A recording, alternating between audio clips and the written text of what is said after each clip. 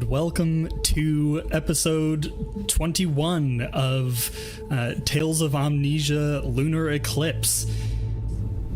Last time, the party made their way into the Alsham Lance, apparently a moon base that the Alsham Union had created 1,000 years ago as a mining laser, a giant mining laser to mine out amnesia. They learned a bit about what happened here and made their way to towards the control room where the Lunar Enclave are currently setting up shop. And on the way, they were contacted via video screen by Thalira Nightwhisper, who revealed to the group that she is Alora's sister, who proceeded to definitely actually rip out the node in Iggy's head, killing him, and swap sides to join Thalira, at which point she was invited to come to the control room. And we left off with you opening the door. Caleb, you can take it from there. Lovely. As you walk in to the room in front of you, you find... Is there any reason why they can't jump into Tailspire, Stephen? I don't think so. Yeah, I think they're good to jump in, so we can we're in. Summon you.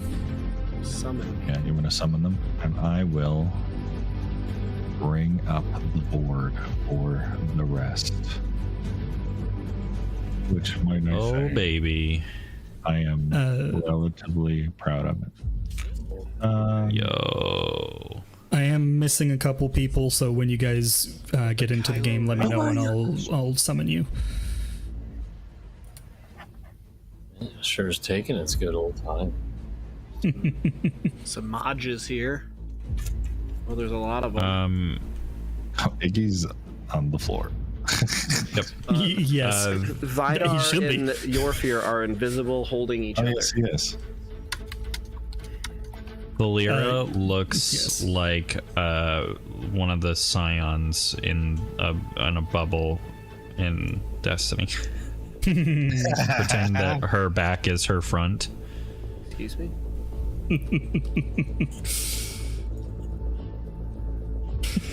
Shoot her in the head.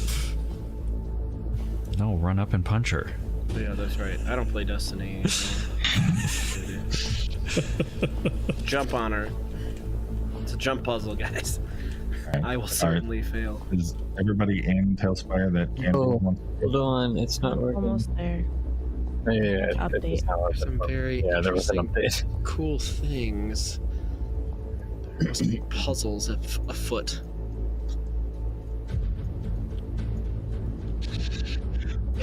As you all walk in, you notice a handful of things. First of all, you would all look up, not pictured on the map in front of you, to see what appears to be a very large glass domed ceiling. And as you look up, you see the blue crystal waters of Amnesia rotating, I guess immediately above you. You also notice what appears to be a very deep, sharp shadow that is starting to make its way across the planet as the moon is slowly centering up for the lunar eclipse. Thank you, everyone. Said the name. All right. As you walk About in, time. as you walk in, you also notice what appears to be a large hologram of the Alsham lance floating in the center of this sort of front room, with the lance itself sort of protruding from the moon that goes through.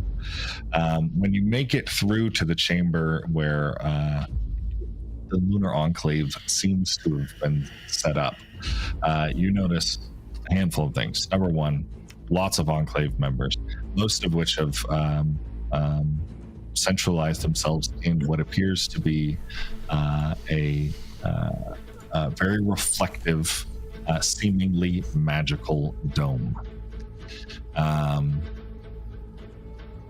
There are a handful of individuals walking around outside of the dome, all of which seem to be wearing Alsham Union spacesuits.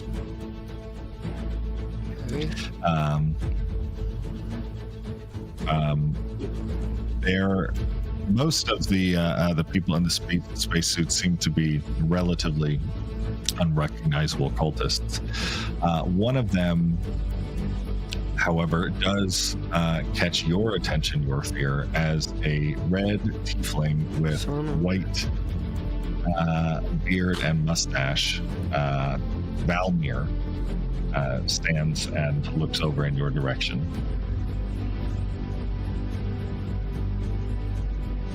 Ugly SOB.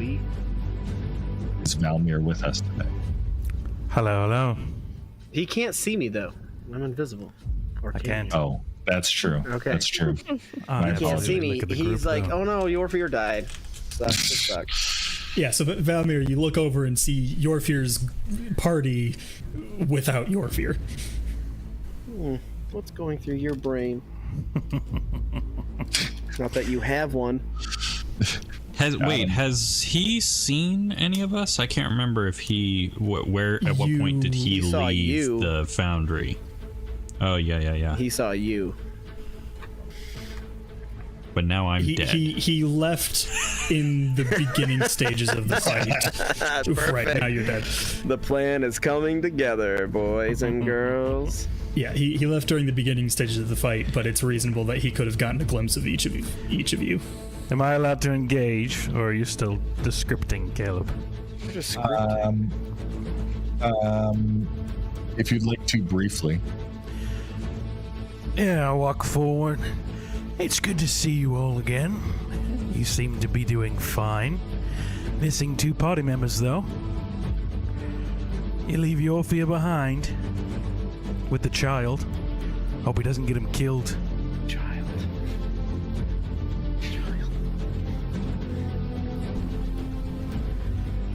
Not much to say, huh? The talker's dead. Dead. Are you talking to the dead guy, Valmir? Are you directing your who are you speech to talking anybody to? specifically, or just the party that's left standing? I mean, I think since Alora's the one that's convinced herself that she's here to help, then I'll look at the princess. Yes, I left the old man behind. I think that deserves a deception check. I think so too. What if it's not deception? What if it's persuasion? Because she's actually joined their side. Oh, the moment of truth. Secret roll. Secret Laura, roll. roll Secret deception roll. or persuasion. Regardless your of that choice. fact, she did not leave Yorfir behind. Yorfir is very knowingly Fair enough. right there. She doesn't know where I am. Maybe I ran. I'm invisible.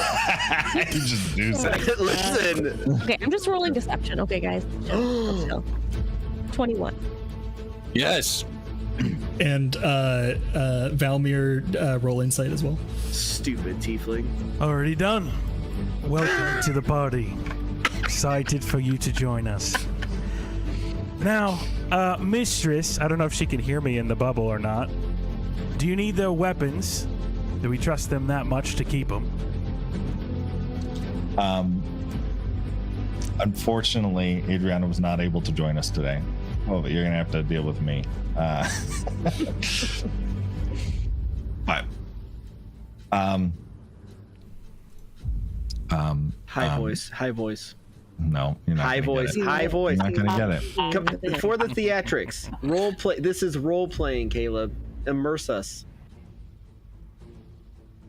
No. We also have a happy birthday to Ignatius Prodaccio, who was also born on this day exactly. Happy birthday! Happy birthday! Happy birthday. All the cultists stop the ritual for a moment and say happy birthday to the dead man on the floor. To the and dead then guy? continue. Birthday is also death day. And I used production value to throw confetti into the air. I love that. Just add little horn sound from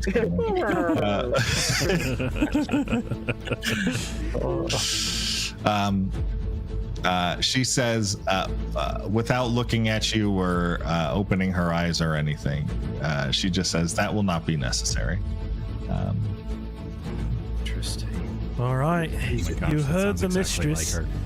Just mind your legs, mind your arms. We don't need any more hands cut off. Can I get a perception check from our conscious celestials? I'm technically not unconscious. You can You hear, perceive? you can't Yeah. see. Yeah. Okay. 17. 17. And Naka, what you get? My 18 right there. 18. All right. 26. Okay, both of you start sort of scanning the room as you're coming in. Obviously, a lot of magical trash going on in the middle of the room, but you start looking around and seeing what else you can see. And you see many monitors in this room, all displaying just a flurry of numbers and charts and graphs.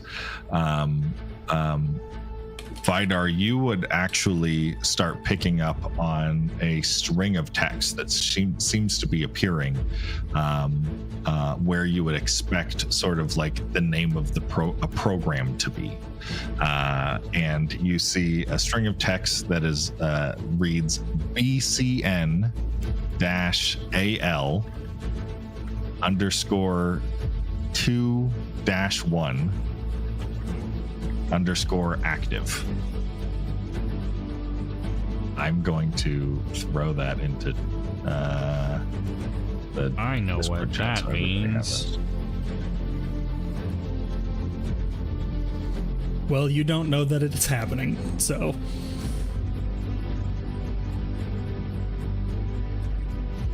Before we were in the episode 0, we were given an ID of a bosonic charge.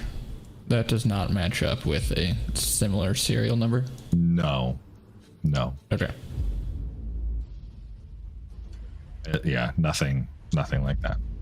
So, Caleb, I think as content enough with the answers I've been given, can I go to either the left or the right side of the bubble? Sure. Yeah. Why don't you all mind your hands? Don't touch anything. If you're here to help, wait until you're called upon by the mistress. Naka and Vidar, you would also see several gauges, all referring to reactor status. And you see several of them, things like temperature, things like stability, rising slowly across the screen.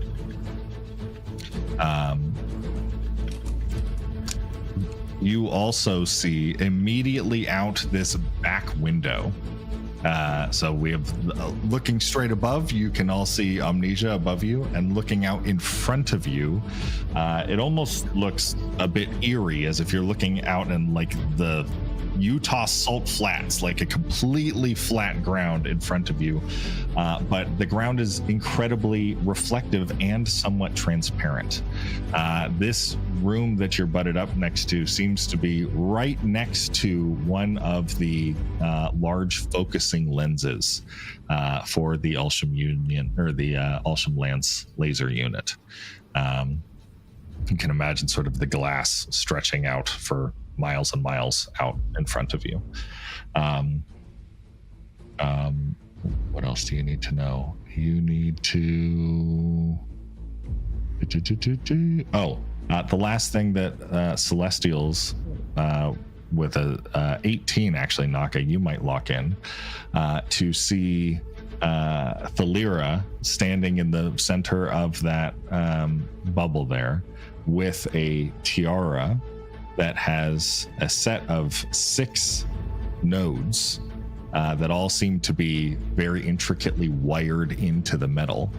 And you can actually see what appears to be several cables that are running down the back of her head and through her hair, and then out into several of the computers laying behind her. Does this aura seem to be magical or technical? It appears to be magical.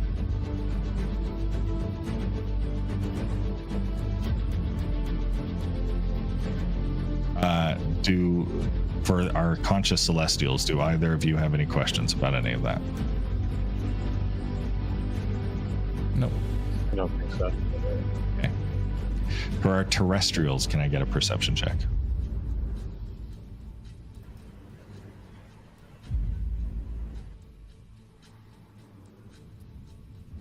Four. 19. 18. 18 and 19. Okay. Alora, this is a lot to take in. You're a bit distracted. Your fear and Ember, your attention is definitely drawn to the large sort of deposit of omnite that seems to be dragged into this room that, to the best of your attention, seems to be almost like arcing with energy. There are also a number of runes that have been inscribed into the floor inside the circle, inside this little orb. And there's almost like a smoky purple and blue energy that is filling up the, like, almost like resting fog on the ground. There are a couple dozen cultists that seem to be, even through the orb, you can hear quietly chanting to themselves as they outstretch their hands towards Thalira in the center, who seems to be levitating just an inch or two off of the ground.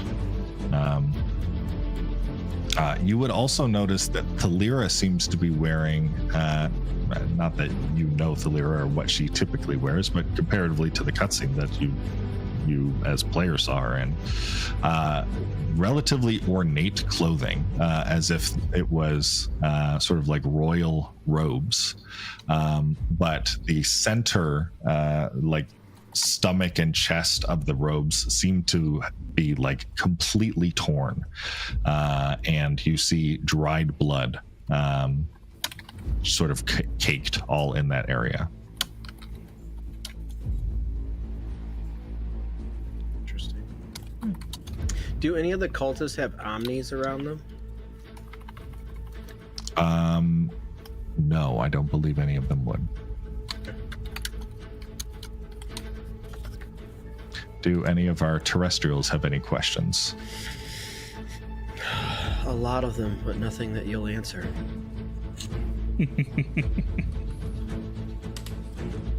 All right.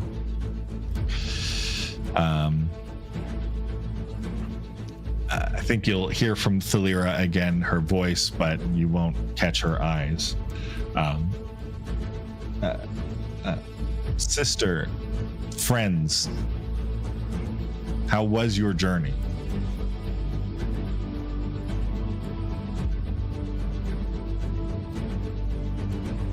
It was an adventure. Something I've never experienced before.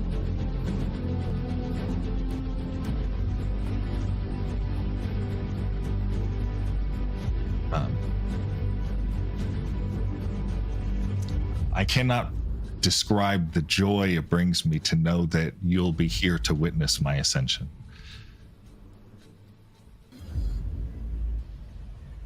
Your ascension?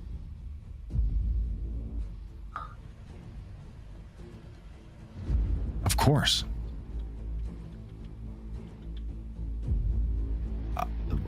It is foretold. The goddess revealed it to me.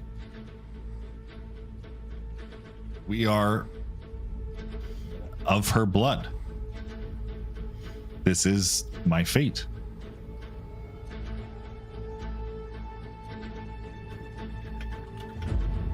Where are you ascending to? I shall reclaim the authority of the Moon Archon from the Pretender in Dawncrest.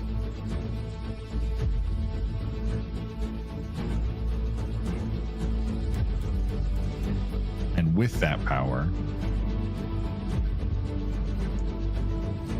draw a line eternally between night and day to protect people like us from those who've hurt us.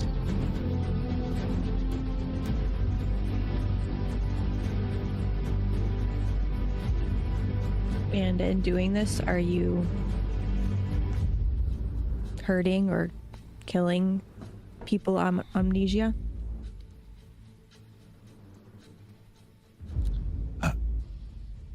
Of course not. This is a grand act of justice, of mercy.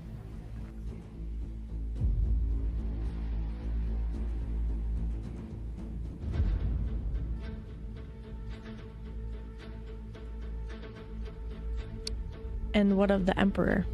What becomes of him?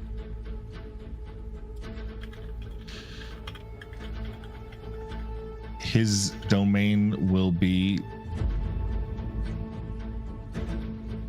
as little of a concern to me as ours will be to him.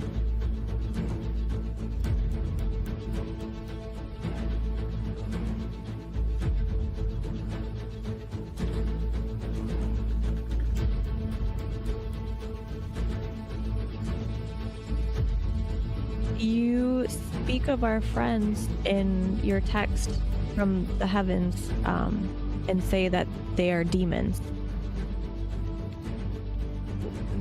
Why is that? Why do you believe that? That is what I've been told. It appears, sort of motioning towards Iggy. That is what you've discovered.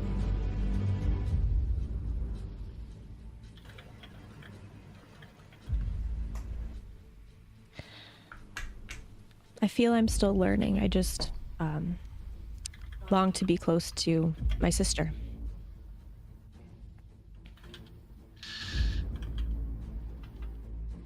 And you shall.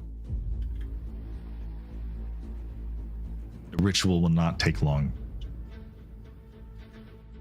We will be together again.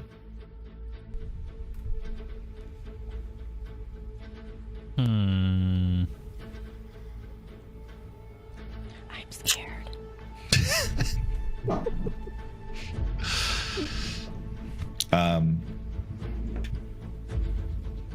For going back to the perception check for our celestials, that progress bar is not slowing down.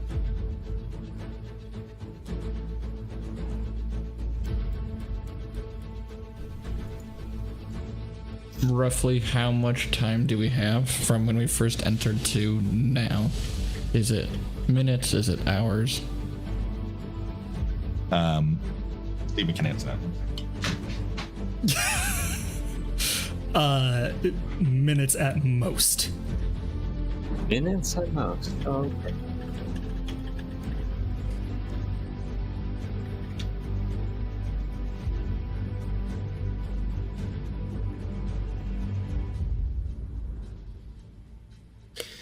I have a question for the DMs because I don't really know this.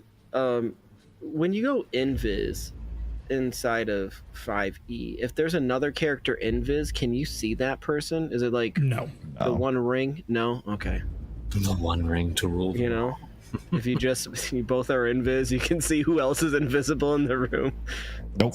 No? Okay. That's more similar to like going into the astral plane. Okay, got you.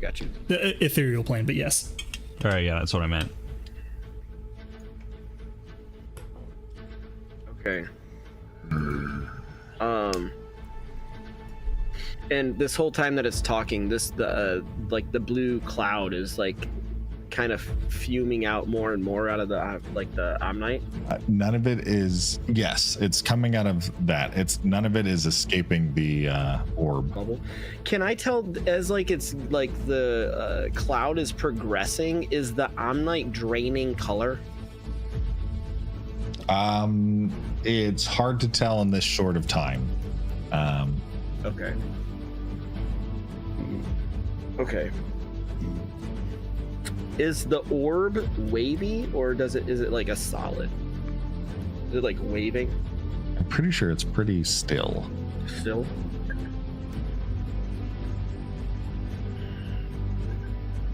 It's gotta be some type of protection thing.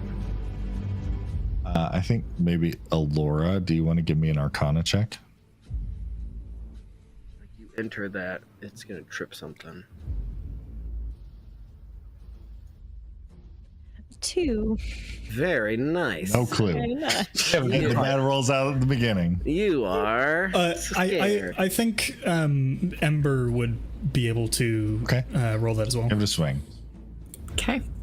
1. Roll better than a 2, please. Dirty 20. No, that 20. You've heard about incantations like this in the past. That seems to be pretty close to your understanding of a wall of force.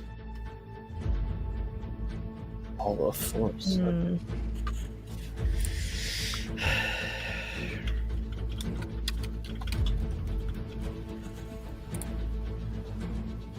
Okay, that's not great. Okay, so something in here has to be putting up the wall of force. I mean, it's possible it could just be being maintained by the 20 people that are inside it. Of it. Yeah. It is bigger than a normal wall of force.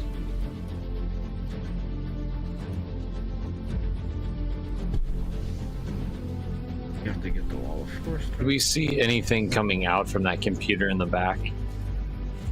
Like outside? Is it coming out of the wall of force? Like cables or something? The cables? Yeah. You don't see any cables that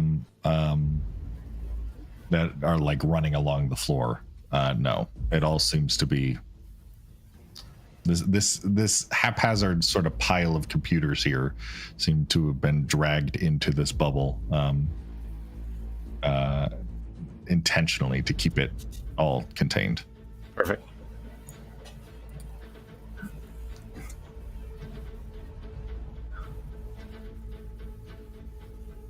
Hey, Vidar, can you give me a tech check?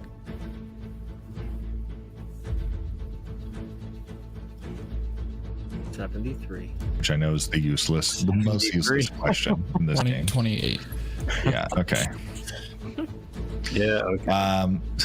Even while invisible, so I don't know if you're invisible to yourself, but your sort of data pad and your node, you're picking up wireless signals, a lot of them, that seem to be originating from inside this bubble. Most of which seems to be coming from a piece of headwear that Thalira is wearing. Of course. Oh, and you are catching waves that are coming out, and the tiara seems to be communicating with several of the computers in this facility.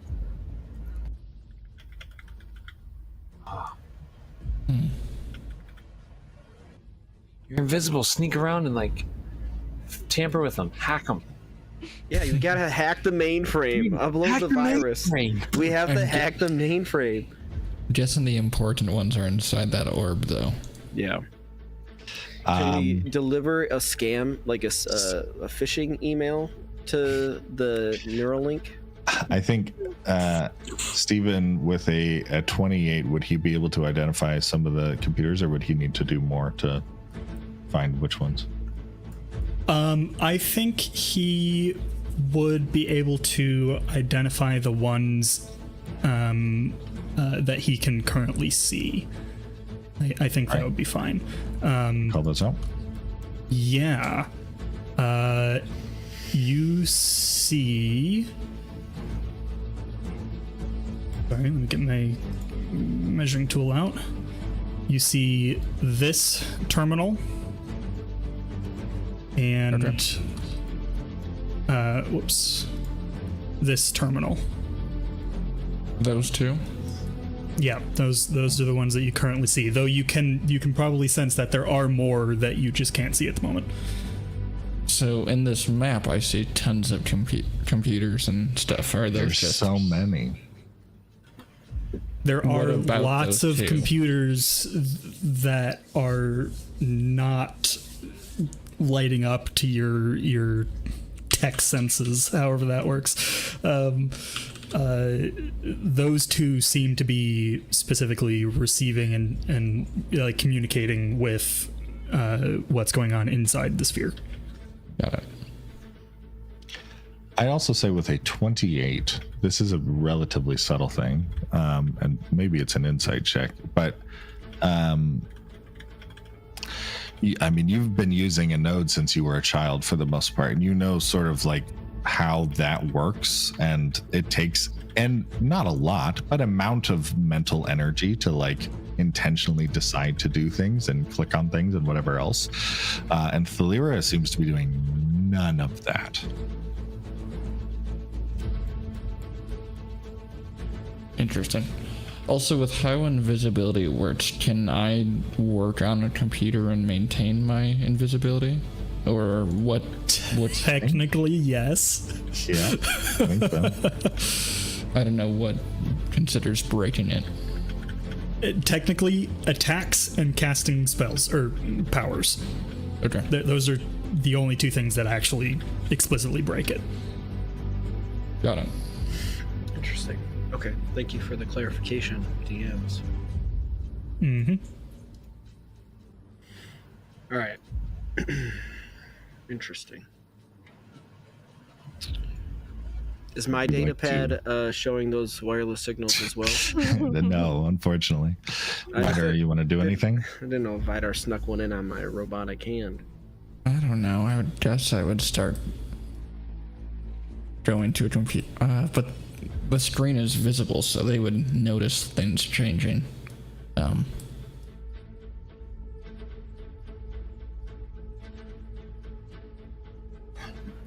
What's on the front of the screen? Is there like ports on the front of the screen? Are these like similar to the computers that we saw in the cave in episode 3-ish? 4-ish?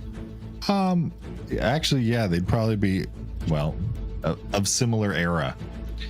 The design language is consistent. Okay. So Yorfir would relatively have a recollection of what this device is. Right. You would have an idea, for sure. Okay. And you've been in a handful of rooms filled with computers Sure. since. Sure. So I'm not sure how to use them necessarily, but... Are you doing anything? Or is anybody else doing anything?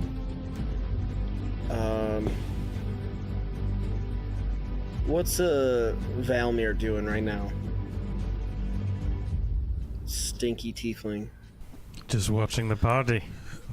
What is smoke? Can I ask a question for just clarification? You said that the wires on from all of her nodes were like running down a cable down her back.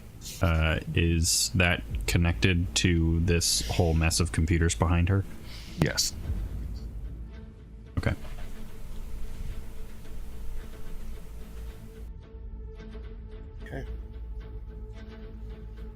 I guess I would go to this terminal and start trying to All right. figure out what's going on. That is absolutely going to require a stealth check. Yeah. With advantage because you are invisible. Do I feel him leave me because he was holding me? So you were holding hands, right? So I suppose. I don't know. Your fear is now scared. 13. Yep. 1-3. Okay. He said 30. Yeah. Wait, do we still have Pass Without a Trace? How long has it been since that? Oh no, that was before our long rest. Never mind. It also, I don't believe he's within 10 feet of her anymore.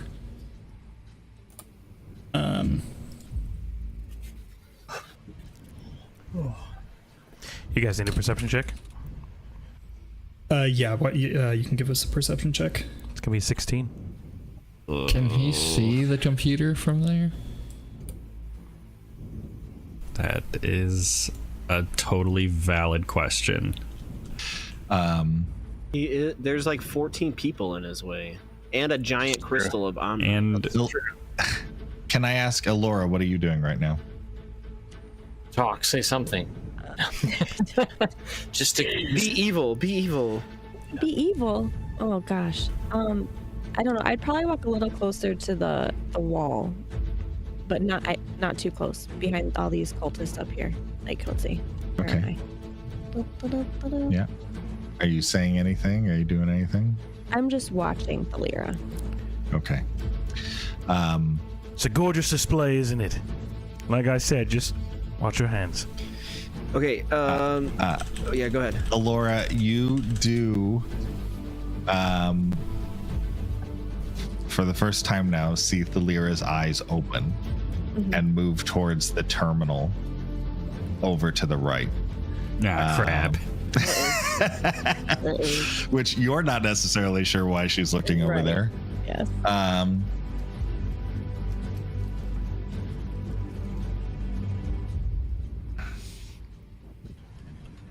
But Vidar does.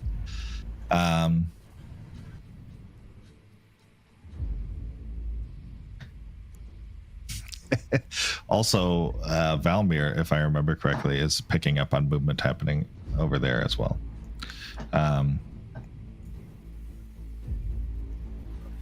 As this is happening, can I move? Sure. Okay. I I like to measure something. Sick.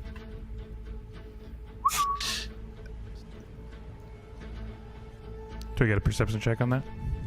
Yep, you succeeded. So you see movement happening over at that computer. What about on pitter patters nearing me? You're But I looking at can't the see. computer. You don't hear pitter patter. Oh. Yeah, I mean, walking that close, yeah, you'd probably So perception. stealth with advantage, perception. Actually, hold on. I think people looking for invisible people are actually supposed to have disadvantage on rolls. Does that sound familiar to anyone else? You get it stealth advantage and disadvantage on the perception. Sorry. What? Am I rolling something right now? Give us a second. Okay.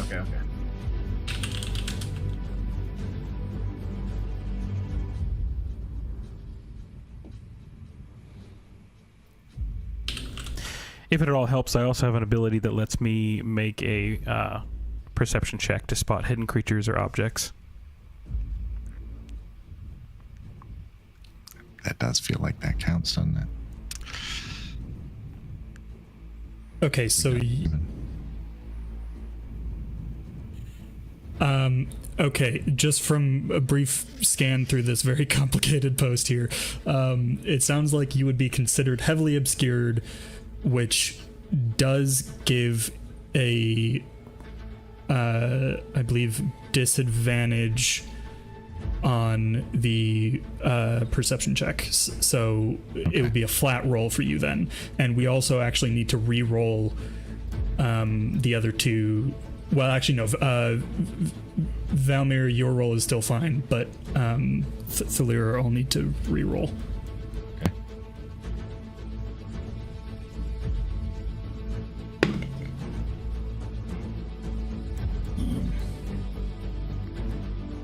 Okay, that was a nat 1. Thalira did not actually notice that first Eyes one. not open.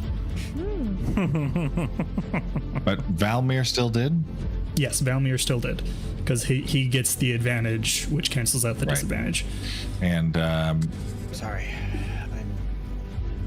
Did you guys rule that even though I'm on the other side, I still see that there's something happening? yeah, you still see movement over there. Okay. Trevor, what did you get? I'm sorry. What was I rolling? I'm sorry. Stealth with advantage. Stealth with advantage. Okay, thank you. Sorry about that. I was answering a text.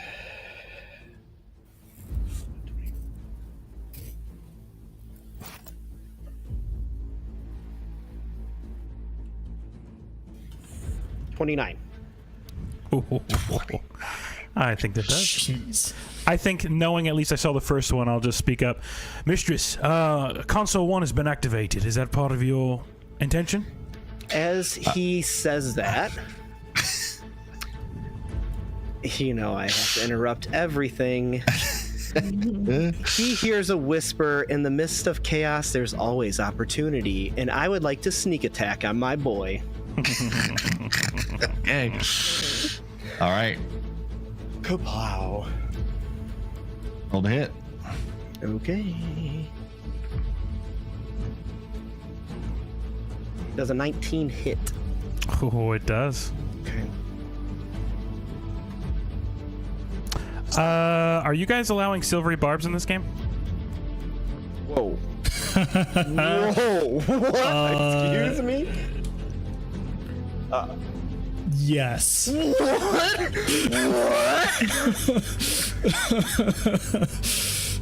For what it's worth, it says I can choose a different creature. You magically distract a triggering creature. Creature you have can to see within 60 feet, so I cannot do it on the first attack. No, you cannot do it on the first attack. Yep. Ew. Silver barbs. Gross. Okay, Before it swing away. So the first points of damage was 6, and then the 6? the sneak attack. Sorry.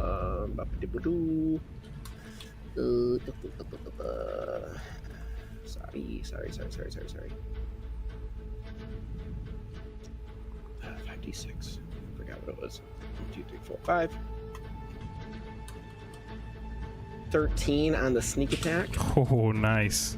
I would also, like to use my whales from the grave, and I would like to throw 3d6 at the girls. Yeah. Thank you. Nemo's on in the background. The little crossbow guy behind me. 3d6 of necrotic damage. 1, 2, 3. What's the range on that? 30 feet. Yeah, you should be good. Yep. That is 10 points of damage. All right. And I would like to hellish rebuke you. Yolfia, mistress, we're being deceived. And then I'm going to send this fiery burst from my hands. Does he get... Oh, go ahead. I'm sorry. Go ahead. Oh, you're good. I just need a dex save. Oh, dex save. Save it, Yolfia. Save it. Oh, boy. Who did you do the damage to? And remind me how much? The crossbow boy. 10 right damage. Behind me, 10 Yep. damage. Up on the platform. Oh, okay. You said dex save? Yes. DC 15. I rolled a 14. Okay, you're going to take 14 points of fire damage then. But that's cut in half because of evasion, correct? It is a dexterity saving throw, so yes. Okay. Look at that. And then can I use ahead. my bonus action though? I want to disengage and move away. Okay. So would he have gotten I'll say- Hellish Rebuke off?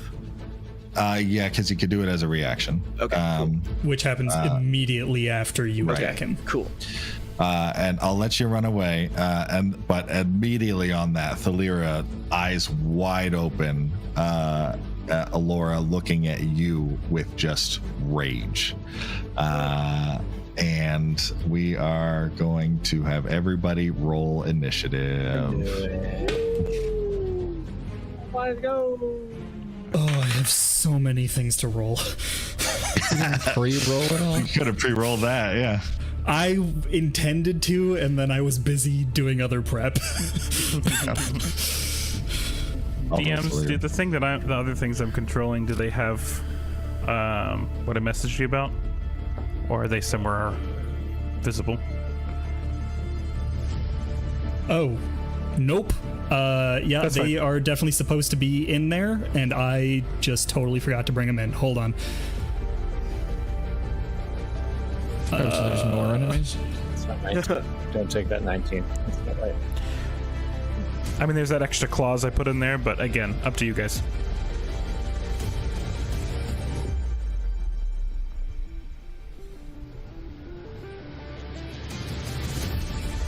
Oh, okay. Sorry, I totally missed that. You're good. You guys are bouncing a lot. Yep. So kind. Okay, yep. That's fine. All right. Can I get a initiative count 25 to 20? Does my initiative roll count? Yeah, we'll throw it in. Wait, 23. Hang on, wait. Had 23 also. add a point. Remember, because my thing. How close do you have to be? Add a point. Oh wait, How close do they have to be to you, Naka? Let me find I it. think it's 5 feet. Yeah, I didn't get that. So only Iggy. 24. Okay. 23. All right. 15 to 20. 16 19. for, yeah. Apologies. I got a the snipers got a 24. You roll off with Iggy. 7. 18. Okay. Anything in the 15 to 20, Steven? Sorry, I've only actually rolled 2 of them so far. I need something to write these down. All right. Can I get a... Did I do 10 to 15 yet? No. 10 to 15? I have a Raider in 15. 14, sorry. 14. 13. Uh, 5 to 10? My other guy's at 9. Mine was at 8. I have I have 3 in this range. Sorry. All right. 1 second. Guess Okay, mine would have been 9 because of my thingy though. So half of my initiative, so 9. I have at 8 the casters. At 7 the warriors. All right, so I And need to it's roll six. off with Alora for that. Okay. Yep. 14. Would you get Alora? 13. Ooh. Wow. That was the Warriors. And then 6 for the scout. All right, 1 to 5.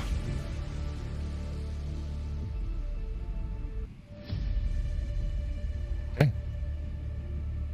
I think Is that everyone? Oh, did you get Thalira in there, Caleb? Lyra is in there. Yep. Okay. Oh boy. Everybody, settle in. First up, Iggy. I don't think there's anything you can do right now. I'm listening real good. You can't. Can you wake yourself up if you want to? No, Or do you have Don't to be believe woke? so. Okay. you have to. Yeah, Ember has to use an action to wake him up. Gotcha. Snipers. Oh, right. Okay. Also, did the invisibility break?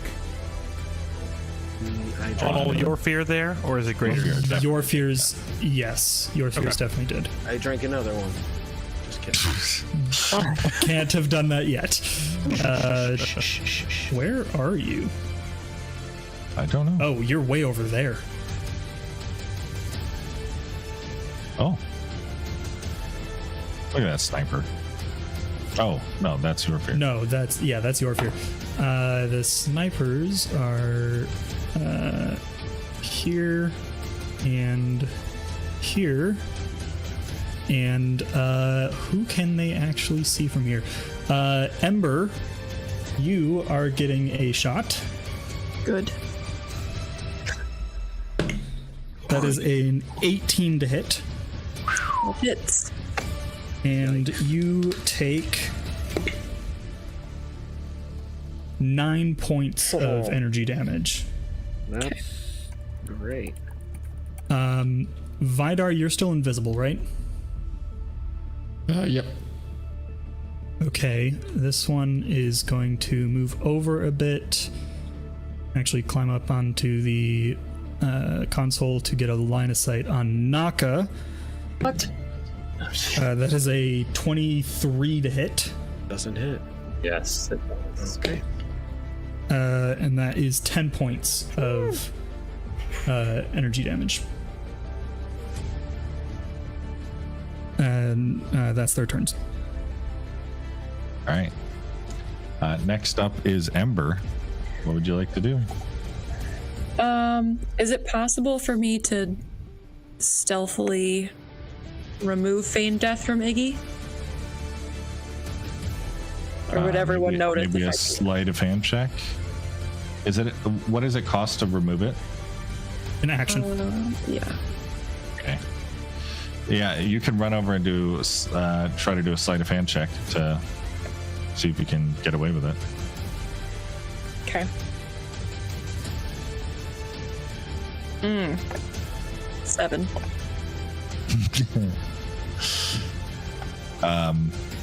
No.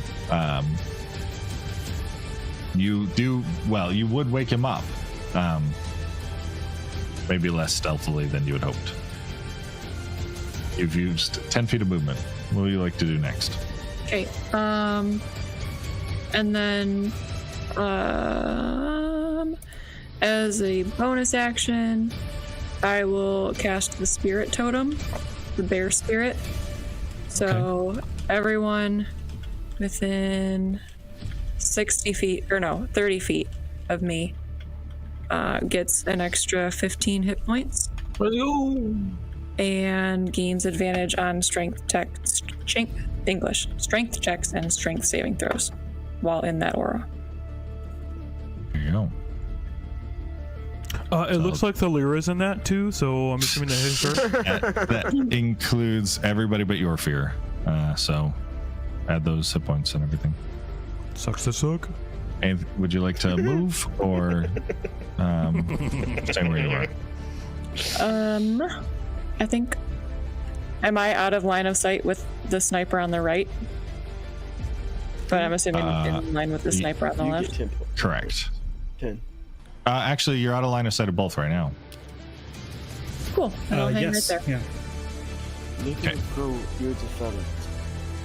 All right. Next up, Vidar. Still invisible. Love it. Spider-Man's on his way.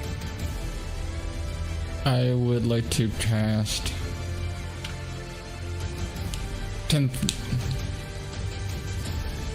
Are there wires going outside of this wall of force, or is she communicating wirelessly with the That.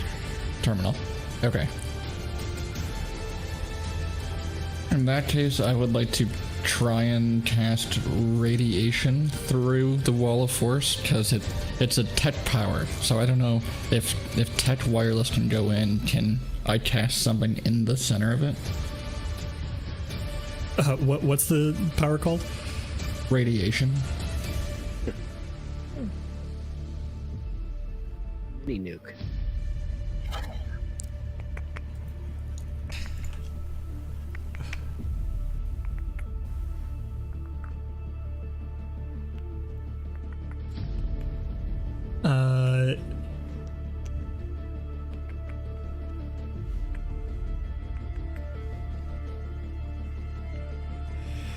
Interesting. This is really interesting. Let me look at the wording of Wall of Force.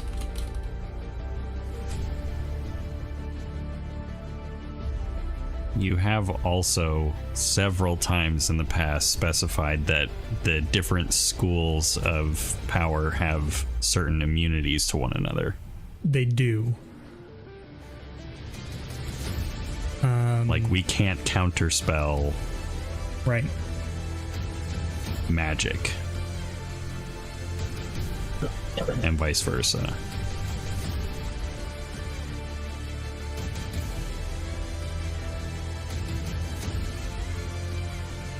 Nothing can physically pass through the wall. But this is light.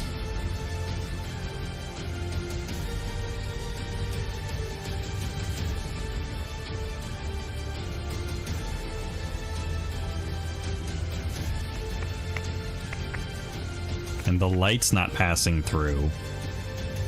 A signal is passing through.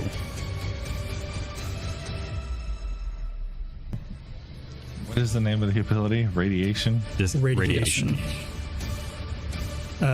Dim greenish light spreads within a 30-foot radius sphere centered on a point you choose within range. The light spreads around corners and lasts until the power ends. When a creature moves into the power's area for the first time on a turn or starts its turn there, that creature must succeed on a Constitution saving throw or take 4d10 necrotic damage, and it suffers 1 level of exhaustion and emits a dim greenish light in a 5-foot radius. This light makes it impossible for the creature to benefit from being invisible. The light and any levels of exhaustion caused by this power go away when the power ends. Okay, I think that it would work through the sphere, but you wouldn't be able to put its point of origin inside the sphere, because I know historically, like so it's anything behind the wall has full cover from you, so you can't target that point, because you can't target a point that has full cover from you. So you would have to place it somewhere outside the sphere. Okay. I mean, that's arguably better. Just put it north of the sphere and catch more people. Like potentially there. Yeah. Yeah, like right there.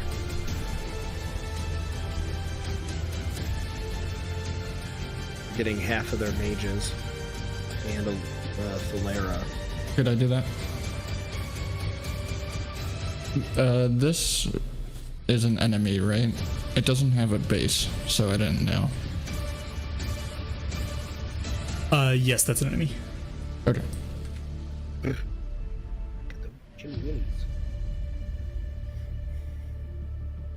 Then I would like to cast it here.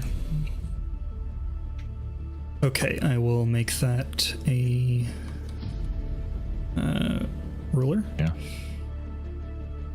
I'm gonna tint it green. Yep, just did that. Look at all these giant AoEs on the ground already. Dear Lord. Yep. All right. Anything else you would like to do? I am no longer invisible. I can't move my body, but I would like to move it.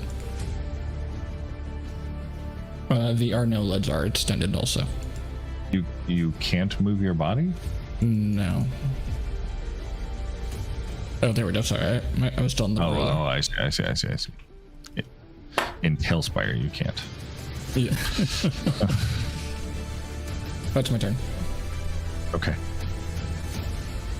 Next up is Valmir. All right, I'll run toward your fear. All right, you want to play? I'm gonna run toward him. You see, he's kind of upgraded his vibe. He's got this sleek black undercoat and this external kind of orange tinted armor. He pulls out his blade and it kind of whips out into this almost chain-like a weapon as he runs towards you.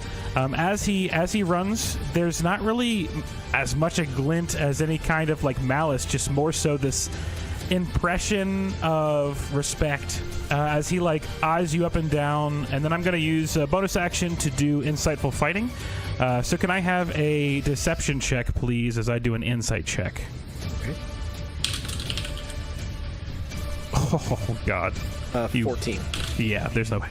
Okay, so I think he kind of is a little thrown off by the damage that you did him, and that is not effective. So regardless, he will run forward and he will take 2 attacks at you.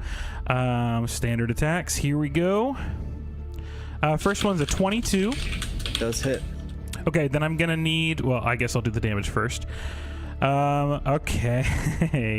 As I do that, I'm gonna go ahead and. I'm going to go and do a defensive flourish with this attack, and then I'm going to go ahead and throw out. There's this kind of like energy that pours from his hands and his eyes. He's got this like battle focus that is empowering him here in a way. So I'm going to go ahead and the base damage is going to be 11 pierce with an extra. Sorry, let me figure out what my bardic inspiration is here.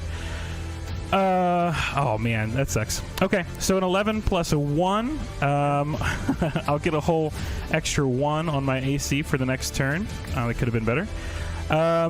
Yeah, so that's going to be 12 damage on the first hit. I'm going to need a DC 13 dex save from you as the weapon whips itself across your arms, slashing you and trying to entangle you. Dex save would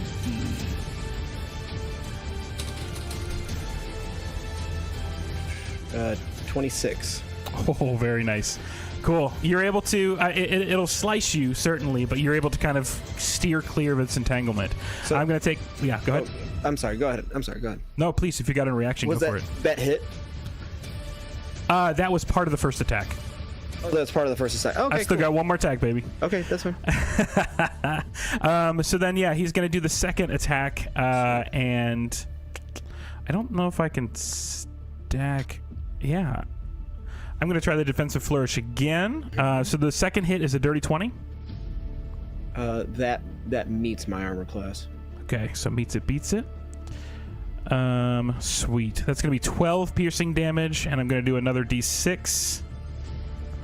It's going to be an extra 2, so 14 damage on that second hit. So yeah, this is a Valmir you've not really seen before, and he didn't really engage with you last time. There's kind of this cold smirk as he brings these 2 intense slashes against you, and he has a +3 to his AC until his next turn. And that's actually, I think, how much movement speed did I use, DMs? Be 30, close to 35. Yeah, that would have been 35. Okay, if I could, I would like to. Will 5 feet get me to his other side? Get there. Yeah, I'll just take the full 40 just to get that little extra cornering going. That's my turn. And then I think as he kind of does these slashes and gets close, he knows that you guys, they're to some extent sanctioned off, and he says, everything that happens after this is your doing. That's his turn. All right. Next up is Thalira and the cultists. I did a con save. Stephen, go ahead.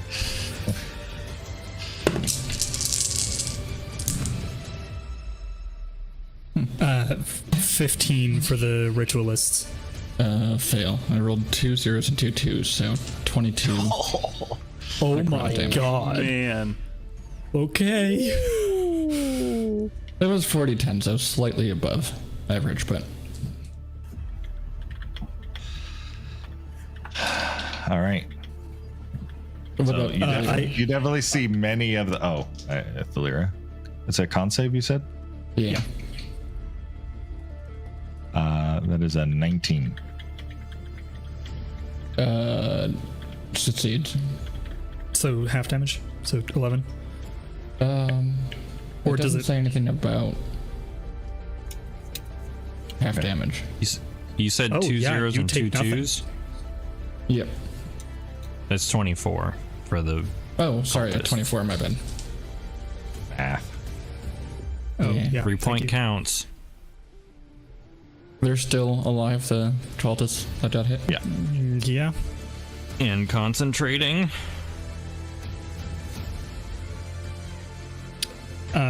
Yes. You said that without a die roll, and that makes me feel like there's some funny business going on. I don't know what you're talking about.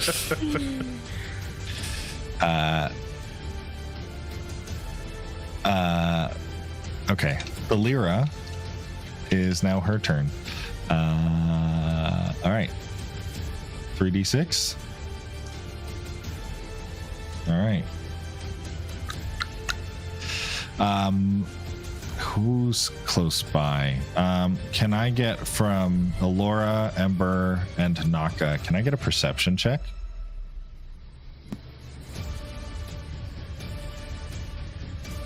22.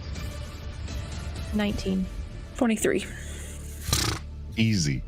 All three of you see three of the nodes on Alora or Thalira's tiara light up, and at the same time, you start hearing mechanical whirring in the walls and panels shifting. Let's see. First up, Could you tell me the Vidar. numbers that you're rolling? 2, as well? 4, and 6. Thank you. Vidar. I'm gonna roll to hit you. This I got a 21 to hit. 21 hits, yep. Okay. You see a small panel open up in the side of the wall, and spinning out very fast looks like a bolo that is arcing with electricity and twists around you as it wraps around you, and you drop to the ground. And you feel the electricity sort of holding you in place. You are currently stunned, and you are stunned until the end of your next turn. Does that make me lose concentration? It makes you No. incapacitated, which I believe ends concentration. I'll check on that.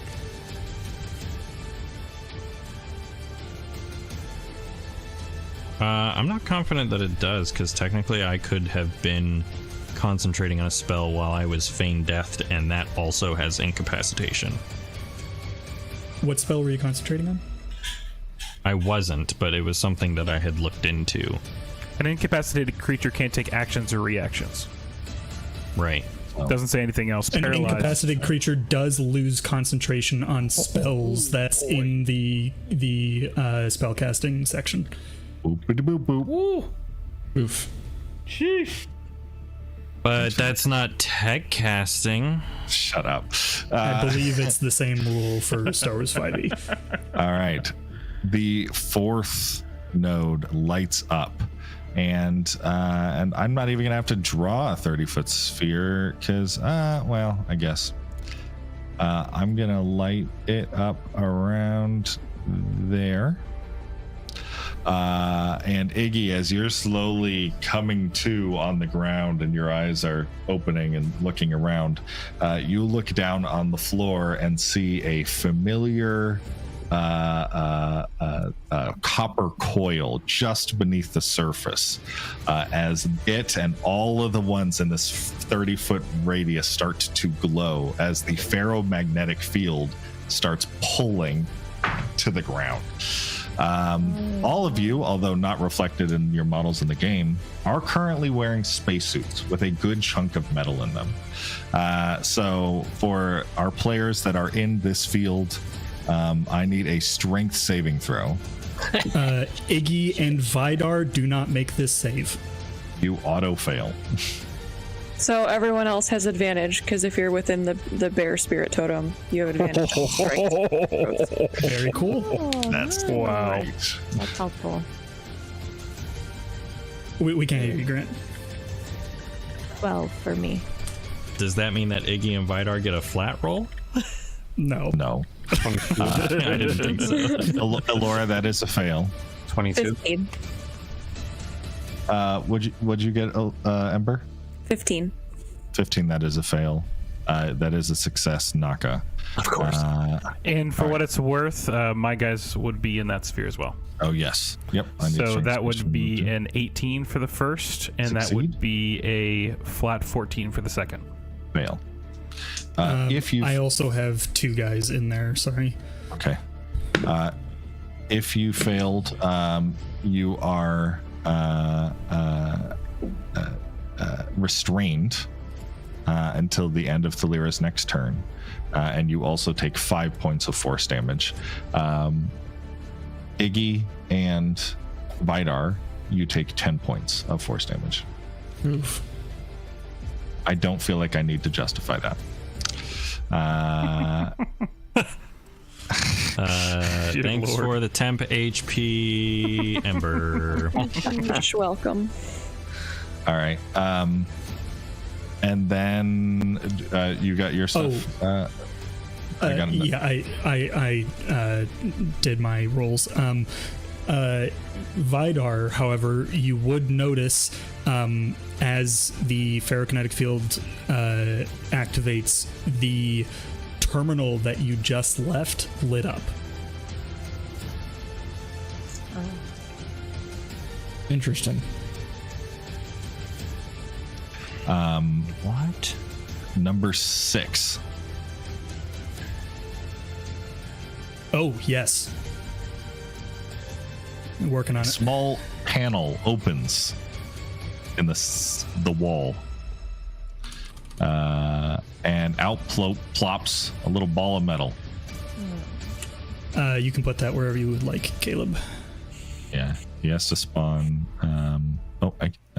Can I not move it? Oh, I've got this guy still. He has to spawn out of a wall, so you can drop right there. Cool. All right. That is Thalira's turn. Next up, Hound number 1. Okay. He's going to come from where he was hiding behind the party. Invisibly, he's going to attack Naka. And he was not restrained, so that's going to be with advantage. That is not him, Caleb. Is this? I guess I know which one this is. Yeah, he pulls out a Pharaoh blade. Of course.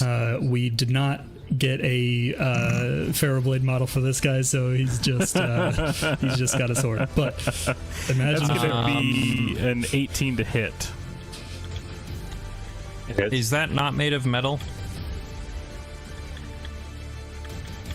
Oh, that was in the. Oh wait, you rolled yours. He succeeded on succeeded the the yeah. check. The other one Yeah. did not. Correct. Okay, cool.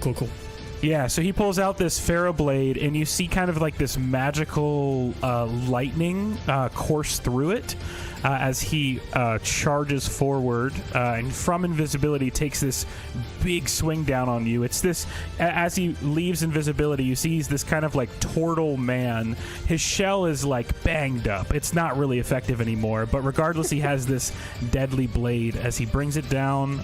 That's, let me get the damage for that. 2d8 plus 2.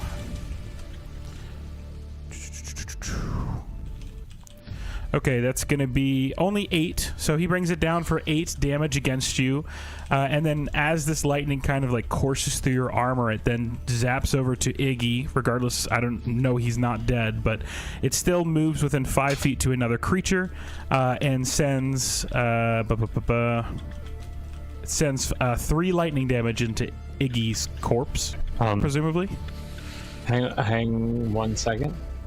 Because I have attack rolls made against me on... oh, sorry. Never mind. Nope, keep going. Sorry. All good, all good. It's on my turn, not on yours. Okay. Trying to do anything to help us out. Absolutely. That's his turn. And he's just menacing next to you. You said you were doing something to Iggy? 3 lightning damage jumps from Naka to Iggy. All right. Next up is your fear. Okie dokie.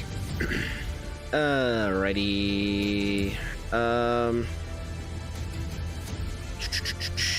I'm looking the tiefling right in the eyes. And, yeah, I'm gonna go ahead, unfazed by his multiple dominatrix attacks, and I'm going to whip out the sword he knows so well, and I'm going to try to attack him with Yorva. Also, what do I see? Do you have a hand back? The last thing I saw was you chop your hand off. Okay, you notice as you were attacking me that your fear is actually holding 2 swords now. He has Yorva and a sword you have never really seen before, but it looks similar to Yorva. He does have a hand back, but it is not like the hand you used to know. Much like your armor, it is made of metal, and a big Lego hand. It's a big Lego hand, and I hope nice you get hand. I hope you get to shake it soon. And yeah, so does a dirty 20 hit? Yes, it does. Okay. 7 for the for that. Can't run sneak attack, so I think. Let's see here. Is there anyone 30? No one's 30. That's cool. As my bonus action, I would like to pull out a potion and drink it. I'm going to use a reaction of smack potion out of his hand. You can certainly try. Suddenly, that's my line. Your fear turns into a giant... No, I'm just kidding. Right. Cool, you see a red potion that your fear chugs. All right. And then... Anything else? Yes. I'm gonna do what he just did, and I'm gonna corner him. Just constantly doing We're just slow circles around each other. Circles around each other. Good. I like your moves.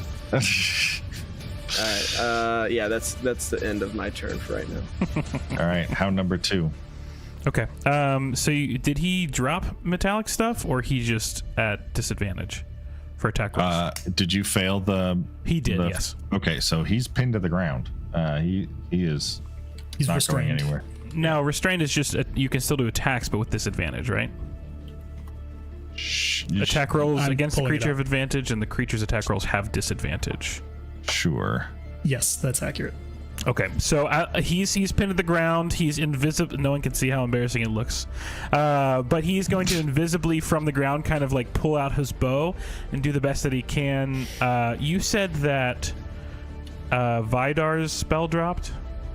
Yes. Okay. And would he have a shot to Ember? I don't know where he is. He would be on the opposite he would side. have a shot to Ember. sorry. Yes. Opposite side of the door where the last guy came from. So they were both flanking the door. Yeah. Is he supposed to be here? No. Where'd you pull Here. guy number 1 from? Is this where you were thinking? Correct. Yes, that's Okay, it. cool. Good. That's where I put him. Awesome. Thank you. Yeah, so he's going to go ahead and take an attack with advantage/disadvantage, so just a flat roll attack with his bow against our cat friend here. Sorry. 16 to hit. Does not hit. Ho, ho, ho. Wow. Big AC for a druid. And then I'm going to take another one, but this is with disadvantage. Zach's so proud right now. I'm so proud. I'm just going to fail all roll attacks against you. That's only a 6 to hit. So one glances kind of right next to you, and the other one, he feels the weight on his metallic armor, and it kind of flings wide. He'll at least go ahead with a bonus action.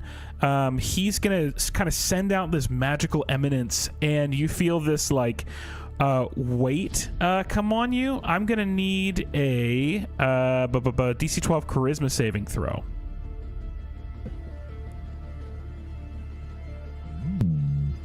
From I'm sorry. From Ember. Please. I could not hear you. I failed. Rolled a 2. Okay, so you kind of see this magical inclination that almost narrows like your sight, almost this like vignetting around your eyes, until the start of that character's next turn. You have disadvantage on ability checks, attack rolls, and saving throws.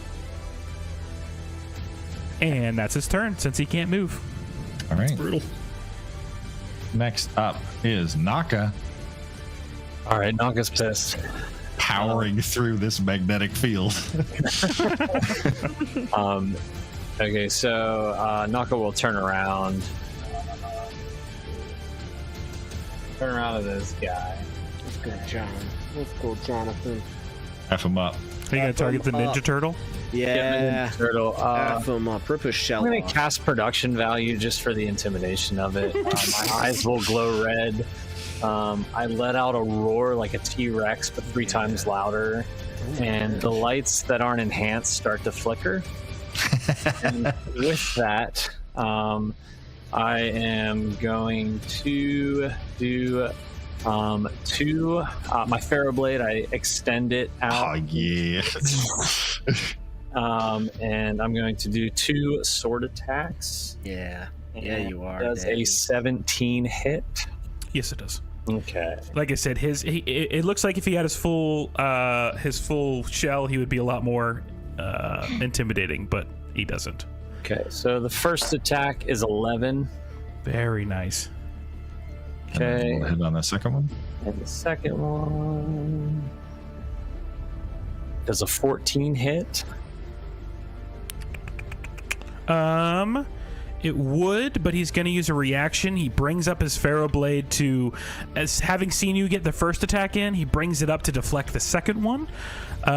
So I am gonna, I am able to essentially deflect your weapon attack. Uses power. Sorry, I'm learning these force powers still. Within range. Is any creature within 5 feet of me? This is a saber reflect, so I think I can try to reflect the attack. Well, can I reflect the attack back at him? I don't know. Does it specify that that it has to be a ranged attack? In response to being attacked, you can raise your weapon to attempt to deflect. When you use this power, the damage you take from the attack is reduced by 1d6, which I saved on. If you reduce the damage to 0, you're wielding a lightsaber vibra weapon. The damage is energy or ion. Is it energy or ion? It is energy. You can reflect the attack at a target within range as part of the same reaction, but I have to make a ranged force attack. So I guess I think it's supposed to deflect a blaster. Is what it sounds like it's trying to do. Why don't we ignore that feature for now? Because I don't. Yeah, that's totally fine. Makes a lot of Hey, sense. if I can use it to just detract that and make it miss, that's enough for me. Yep, that's cool. Naka, anything else you want to do? Oh yeah, with that, I'm also going to use rattle. So on my turn, when I hit with a weapon attack, I can use a bonus action to extend and roll a superiority die to menace your target, dealing extra psychic damage equal to the amount rolled. So what is my? Go for Wait, it. what color is your Ferroblade, by the way? It is gold. Blue. Blue? No, yeah, yours is now blue. Oh, mine's blue. Okay. When, His is when you definitely attached red, of course. actually, no, it is Yours also blue. too. He looks at you with his eyes and says, "No." Okay. Yeah, all of the Ferroblades that you've seen that are powered by Omnite are blue. Okay. I guess I'm the good guy then in this situation. Oh, what are my superiority die now? Where's that at? Does that make me gray? Casters on deck. Warriors. Thank you. It's a D8. And have a very Stephen heavy next couple minutes.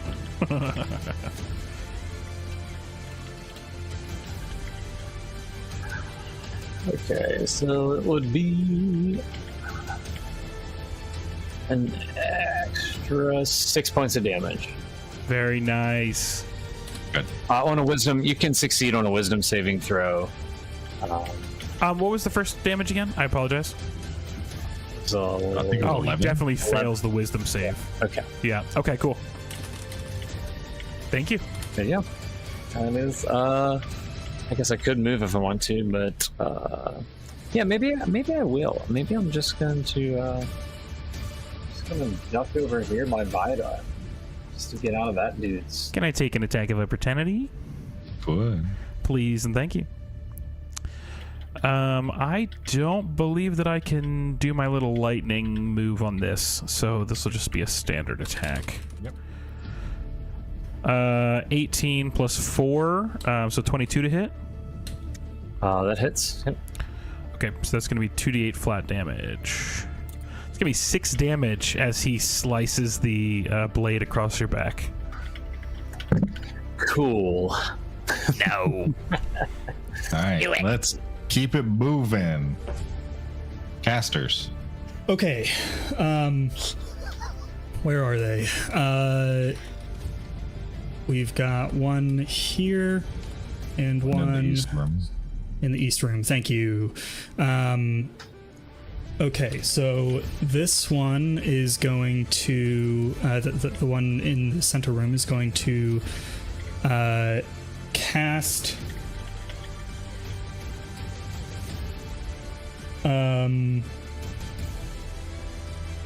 we're just gonna go for a magic missile at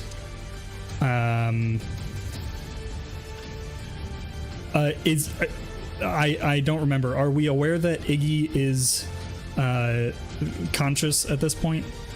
Actually, no. He wouldn't be the biggest threat. He I hasn't think done Naka would anything be yet. the biggest threat. Yeah. Yeah. So magic missile at Naka. So Naka, you off the top of anyone's head, do you remember, is magic missile 3 or 4 darts? I think it's 3. Base is 3 darts. Bases. Okay, thank you. You take 10 points of force damage as the missiles seek to you. And just to be clear, I did not skip the attack roll. It does not require one. They just hit. Cool. And then the other is going to, I guess, move around here, get a line of sight on your fear, and is going to cast. I need to check the wording on a spell.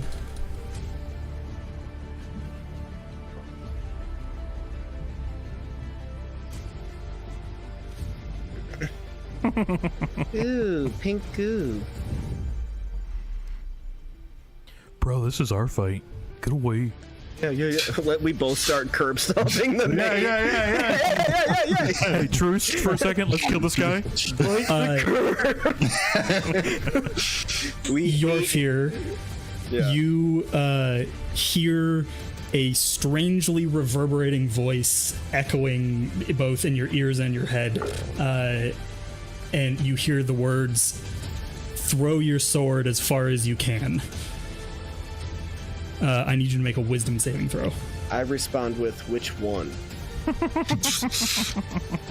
Wisdom saving throw? Technically, yeah, wisdom saving throw. Okay. Technically, the other is a sword breaker, so I was intending Just was this being a sword. dick.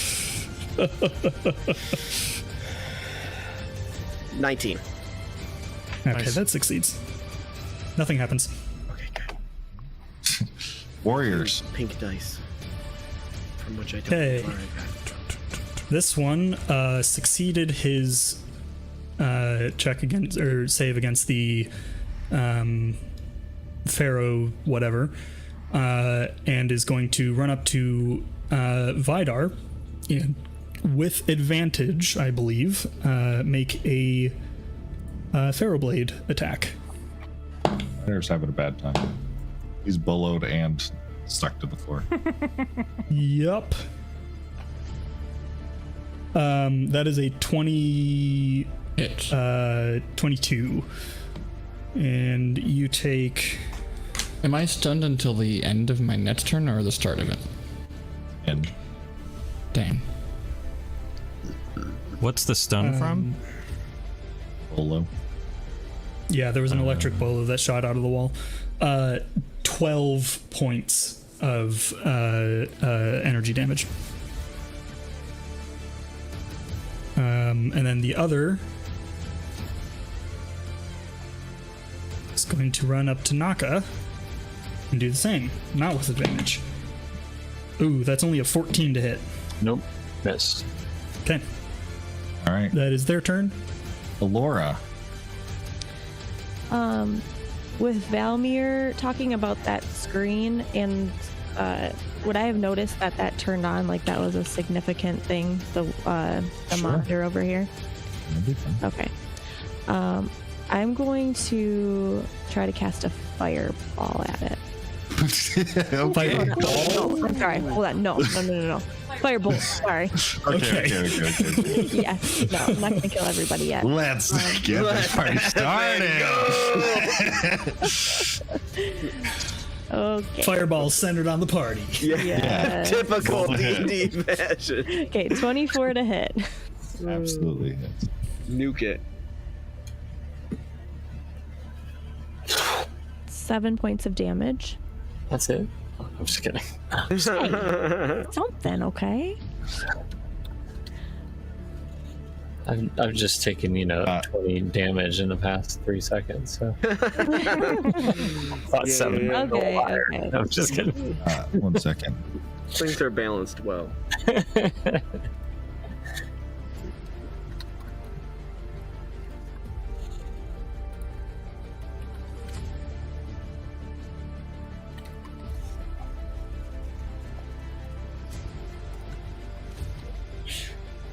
Sorry, we're just figuring out ramifications that we didn't think All right. through. Yep. So, Alora, you chuck that firebolt straight through the screen and out the other side. And as it does, you see several sparks sort of like arc out from the computer. And you also pick up what looks to be a small wince from your sister. At the same time, you hear a deep inhale, probably from Iggy and Vidar, who can breathe again now that the Pharaoh floor seems to have deactivated. Nice. Nice. And then, I'm not done yet. I would like to quicken cast Scorching Ray. And I want to get... Let's see. I'm going to do one at the Lobster Man. One at... Probably This is one the at each of Lobster the Man. guys surrounding. Yes. Yeah, that's the Lobster Excuse Man. me, Turtle Man. Thank you. Oh, sorry, Turtle Man. Talk, One at each Turtle of the Man. guys surrounding Vidar and Naka. Okay. So I'm gonna go one for each. So, Turtle Man, 20 to hit. Yeah. Okay. First sword man. 26 to hit. Yes. Second sword man. Ooh. That was a nat 1, 9 to hit. Nat 1 fails automatically anyway. Okay. Yep. All right. Roll So damage on the first two. First two, we got 5 and 7. All right. All right. 7. Okay.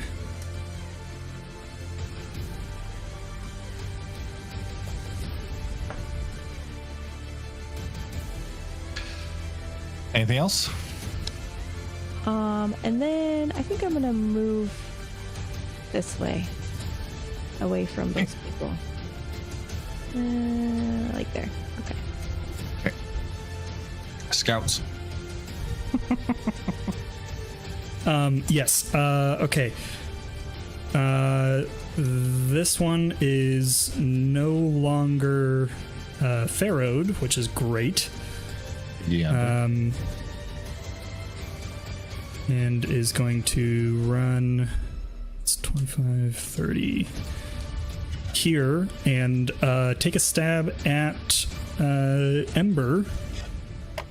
Is Bro upside down for anybody else, or that just me? Yeah, he's Oh up and up. yes, sorry. I knocked him down to remember that he was on the ground. He's also a break dancer on the The weekend. fact that he's like literally upside down is great. Hold on. The Pharaoh system we were saying pulled you to the ground. We didn't explicitly say it, but that would make you prone too, wouldn't it? That's what I was assuming. Yeah. Okay, he doesn't get there. Or rather, he dashes to get there. There you go. Oh wait, no, he can dash as a bonus action. We're good. Yeah, screw it. Okay. Stab the cat lady. Stab the cat lady. Ooh. 11 to hit. Nope. Sorry, 12. Still doesn't hit, but Nope. Caleb, how high is the ceiling? It is approximately, we're gonna say 40 feet. Probably 50, 45 from where you are. There's different levels of floor, so. Right. Okay. And then against Vidar, that's a 22 to hit. Hits. You take sorry. 1 point of damage. 8 points of damage. That was with the sneak attack granted by the enemy next to you. That's their turn. Okay. Next up, back one full round. Iggy.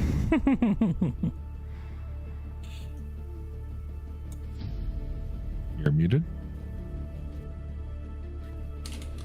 Hello. Welcome. I'm going to get up. Good start. I should have 17 more feet of movement here. Oh.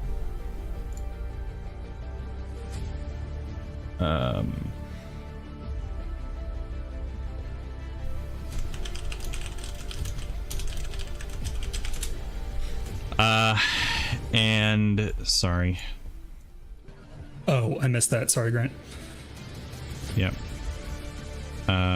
Okay. Well, 17 and a half, I guess, technically, is half of my movement. I'm going this way. I'm then going to dash and get an extra 35 feet of movement. And I'm trying to go all the way around here. Okay. Nice. And I am going to Misty Step Oh. outside. I knew it. I knew it. Oh. Oh. I knew it. Oh my God. I called it. I He knew it. did I call it. He did call it. I I'll called it several days ago. I knew this is exactly what was going to happen. Yes, hold on. it worked. They were flying. Iggy.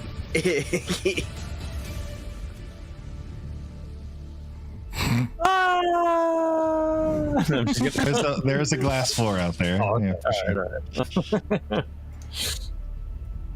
Yeah, What do you we don't wanna have do it out there? modeled, so you're just floating at the moment. That's fine. I was prepared to grapple myself to the outside of the building, but Strand? no, I have a grapple gun. That's it. That's my turn. What's he doing? You'll find out. I have no context for what's about to happen. Snipers.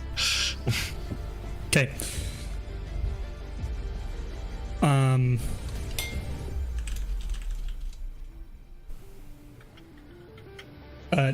No, it would not. Grant, it would Require not that save. Require that save. Nothing would happen. Okay. Okay. Snipers. One is going to take aim at Naka again. That's a miss, very much. Cool. And the other at Alora, who I believe is the only person he can see. Stepped right in front of him. I kind of forgot about that. Sure did. That is a 22 to hit. No, that doesn't really hit. 11 points of energy damage. Snipers still just killing it. Favorite characters. Ember. Okay. So I'm gonna stand up. And then I'm going to cast Guardian of Nature. And a nature spirit answers my call and turns me into a giant tree. So my skin appears barky and leaves sprout from my hair. I get 10 temporary hit points, Constitution saving throws with advantage, Dex and Wisdom base attack rolls with advantage, and while I am on the ground within 15 feet of me is difficult terrain for all of my enemies. Oh, nice. Dang. Yes, perfect. Let's go. Shrink you down a little bit. This is a little. No, I think it'd be great. So with what happened last turn, I had disadvantage on attack rolls. Does this, now that I have advantage, if it's an attack roll with Wisdom, that is just a flat roll now? Makes sense to me. I think so. Yeah. I'm sorry, I missed the question, but I'll trust their judgment. Cool. And then how far away is the computer over to the right? This one. Like close? Nope. Down. Oh, There you this go. one. Yes. That is 22 and a half feet. 22 Okay. feet. Give or take. 20 feet, I'd say. Okay. Cool. I am going to produce flame at that computer. Okay. Roll to hit. 19. Nice. That does hit. Roll damage. 4. Okay. You do smack it. It does look like it's on fire. It doesn't look great, but it doesn't seem to be off. Okay. Anything else? Nope. That's it. All right. Next up is Vidar. Too bad, so sad. Fast character can't do anything. right? Yeah. If I'm stunned till the end of my turn, yeah. Yep. All right, you're no longer stunned. Valmir. All right.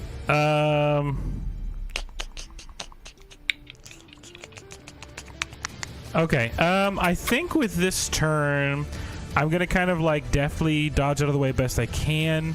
I'm gonna go ahead and cast Mirror Image on myself, and then as a bonus action, you see a kind of this similar emanation of magic as this like your vision narrows. I'm gonna need a Charisma save, or else you have the same thing that Ember did. Charisma save DC 18 is my roll. I think that passes. Yes, it does. You're able to shrug it off. I think I'm gonna stick right there. No reason to move. That's my turn. Okay. Next up, Alira. And the cultist, but no more radiation. So, okay.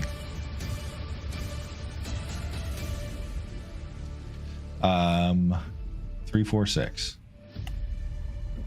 All right. You have to re-roll 4. Or does it just not happen? We didn't discuss it just doesn't work. It doesn't work. Cool. Mm-hmm. Yep. All right. 3. That's a good one.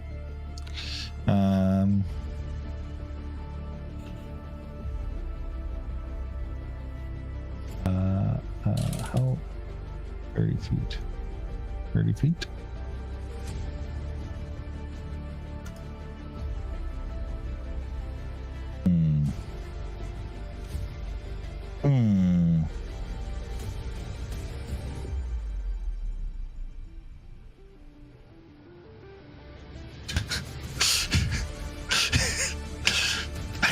I just got a message from Steven. Yep. Iggy, if you can. Wait, never mind. I forgot he's outside. Iggy, it's time for dinner. Come back. All right. Yep. These 3. Oh, wait. Nope. That's the wrong thing. All right. I'm just going to hit Naka and Vidar. A small module opens up out of the wall, and you see a flamethrower come out and blast in your direction. I need dex saves from both of you.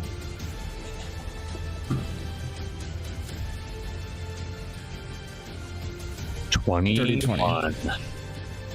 Nice. Both of you succeed. Both of you only take 10 points of fire damage. Only? Gosh. The ferrokinetic field does not work. However, we do get another robot defender. This guy did not go last turn, so. We didn't get them in the initiative. They'll just be, I guess, immediately after Thalira. So that's fine. That's our mistake. But we can have them both go this turn. And that is Thalira's turn. Okay. They are going to move up and around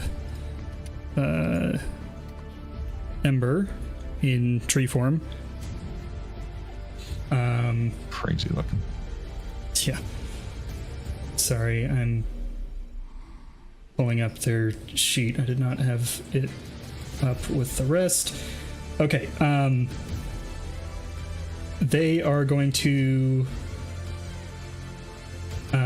both make blaster attacks against you, which are ranged attacks, which means they absolutely would not have approached. Oops. Yeah, they're, I guess, just gonna stay back here.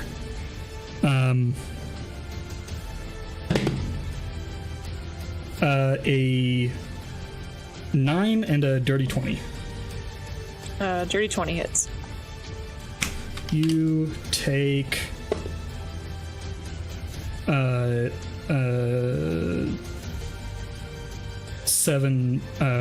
points of energy damage. Okay. That's them. Hound number 1. All right, this turtle man sees this giant tree thing. You see him kind of like unhinge his jaw, and he charges toward the tree. That's going to be a 19, 20, 22 to hit. Yeah, that hits. So he kind of like jumps up at you, lunges, his jaws like grasp around your wooden bark. He rips off this chunk of you as he does 4 damage. I don't know if you're resistant, so that's going to be kinetic damage. Would not be resistant to kinetic. Okay, so he takes this chunk out of you and swallows it and gains a little health back. And I think that is his turn, I think. Yeah. All right. Your fear. Round 2 on deck. Okay. Steven, Yes. going back to our conversation. You cannot impale his brain with your harpoon hand. It literally says in the description you gave me, it impales them. Yes, I am and up it does close to exactly what the description says. It does not one-hit KO them. Okay, but if I'm following the description, if I launch a successful harpoon hand into his head, it impales his head, right? Technically, yes. It's not going to give him brain damage. What is the firing mechanism for this thing? I don't know. It's freaking. I mean, if it's impaling something. Roll the hit. You're not doing extra damage for a targeted attack. That is a mechanic that was explicitly left out of D&D 5th edition.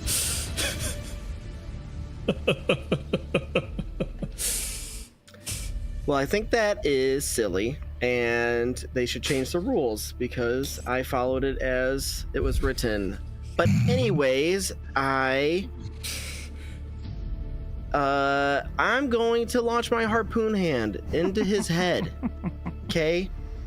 All right, it's not doing anything extra, but it's that's fine. For the flavor. It's actually no. I want to launch it like right into his chest. Okay. Actually, yeah. I believe this will be at disadvantage because I believe it's a ranged attack roll unless you move away first. Just to. Oh, because it is clear. considered ranged. Okay, that doesn't really change ranged weapon anything. attack. A ranged weapon attack. Yes. Yes. Just so you know, he also has mirror image up, so there are flittering versions of him around him at the moment. Is there? Okay, I'm sorry. I thought I passed that and that went away. Okay, so there are.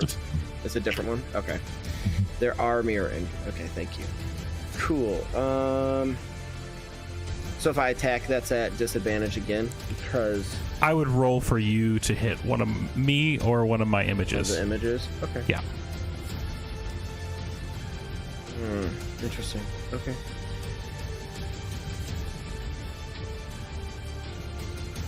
That's fine. I'm gonna say get over here, and I'm going to launch my harpoon hand at the mage.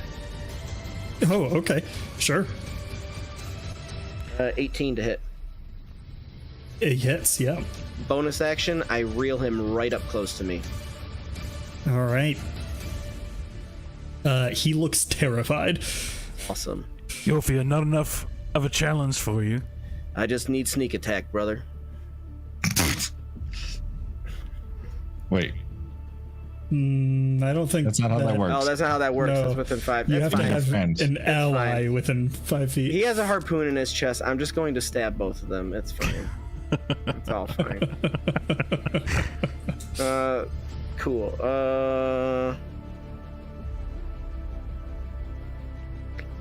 All right, cool. That's it.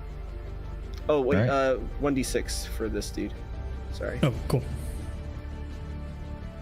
2. Okay.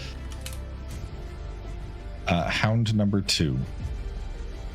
Okay. Does he see if anyone's casting a spell at the moment, or is Vidar restrained still?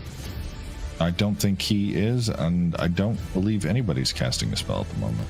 Okay, I think what he's going to do is he's going to run the opposite direction to get some range, and he's going to take 2 running shots at the giant tree.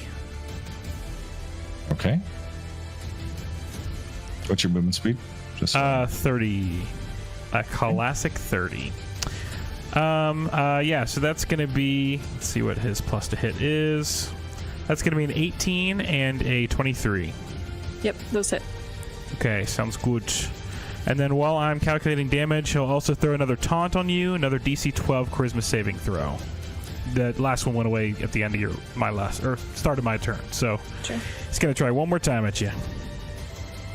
17. Yeah, that passes. That is it for taunt. So that's going to be...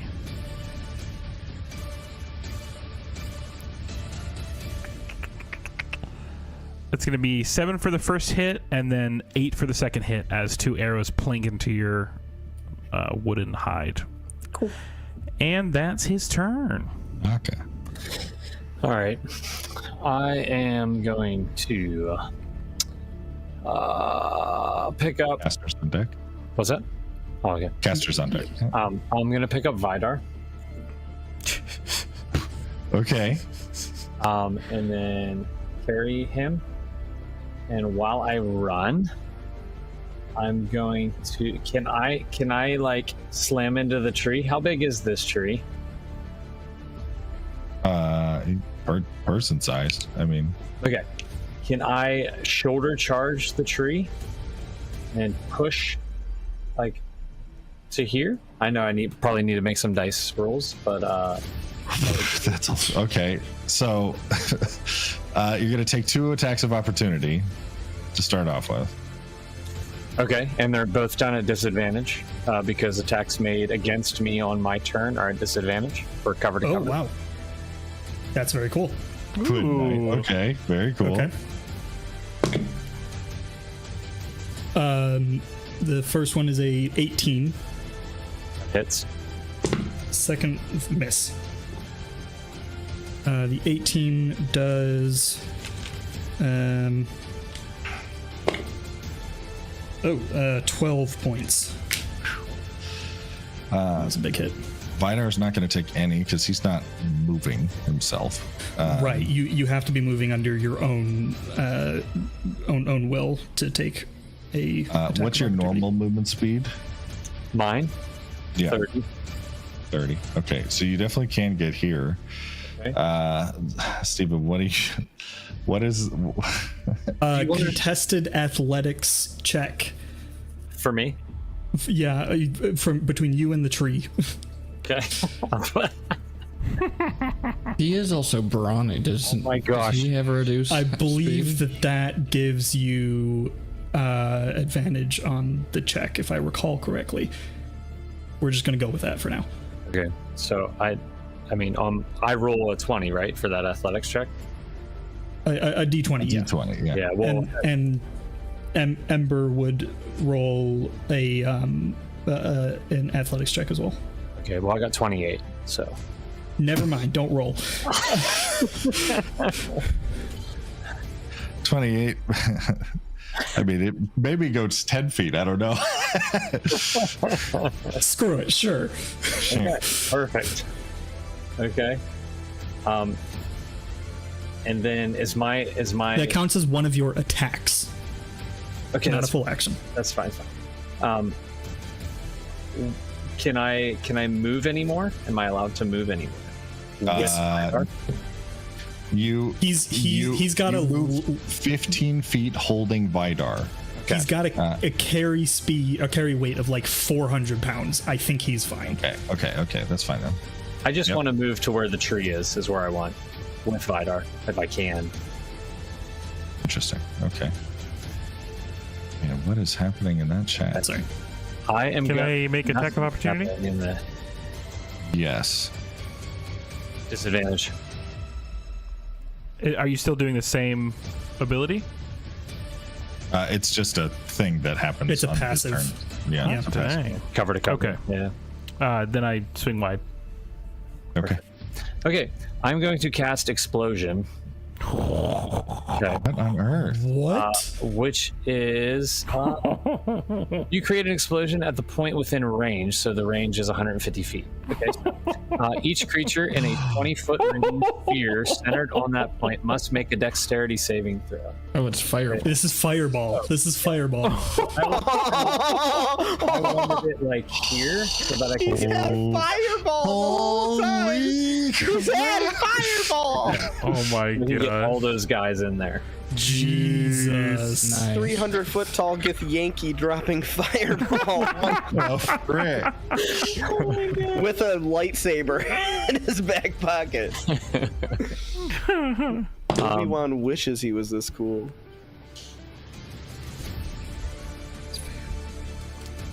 What's the DC? Okay. Or I guess I'll tell you what I rolled. Naka, what's the DC on that? It says It's your tech casting ability DC. It should be in the upper right of your character 11. sheet. 11. 11. Okay, I pass.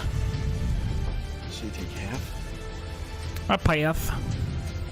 Roll the damage. Success, Okay. fail, We'll start. Yeah. Okay. fail. I'm gonna cast it at level 4. Success. Nice. Jesus Christ. If Iggy was in the room, he'd be so proud of me right now.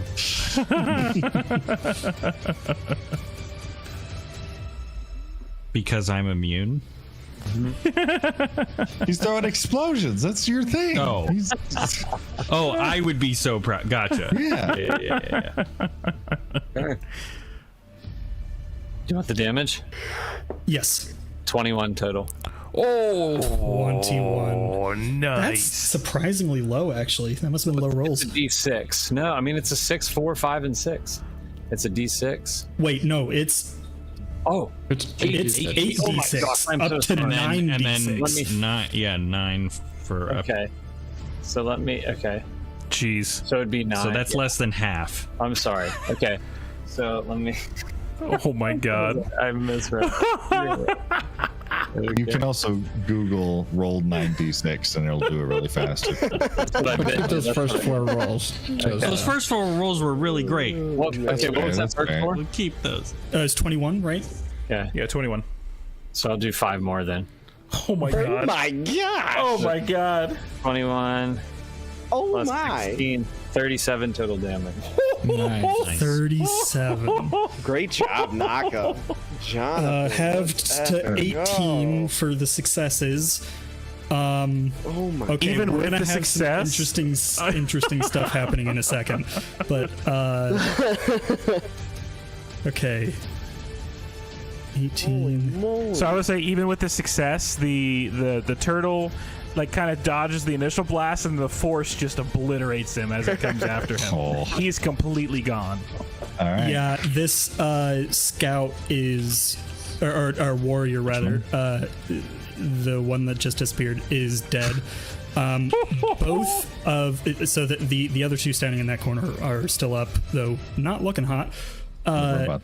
Both of the robots are dead, which Wow. means fun things Good. happen. Nice. Wow. Let me just read you guys something here. No. Oh, the robots are dead, Steven. When the droid is reduced to oh no, I totally forgot how this works. No, Jeez. you're fine. When they're reduced to half health, they try to self-destruct. On their turn, they self-destruct, but you killed them too quickly. Wow. Wow. Good job, Jonathan. It took from 100 to 0. All right. That was the most tactical turn I've That was seen. great. That was incredible. Now it makes sense what I was trying to do. Okay, good. Wow, Oh dude. my Everybody out of gosh. that sphere. Dude, look how far you've come, my guy. Let's you go. were about to Allah Akbar your Let's friends. go. I was really confused. All right. Wow. I'm going to assume you're done. Yes, I am done. Wow. All right. Great job. Great Good. turn. Casters. Holy moly. F them up. Okay, casters. I'm going to start with the one by your fear, looking terrified. I'm going to need another wisdom save as he's asking you to throw your sword as far away as possible again. 14.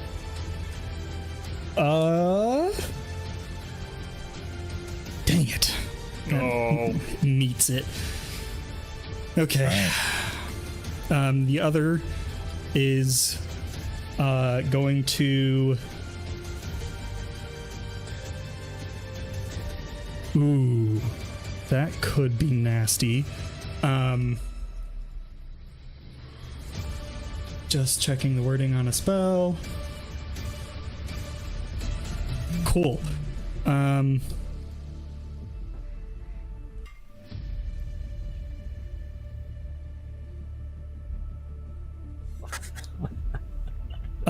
Okay. Centered. We're gonna do there. I am going to cast Sleep. Hey. Okay, so I need to roll. Not sleep. We've had bad luck with sleep. Can I counterspell that?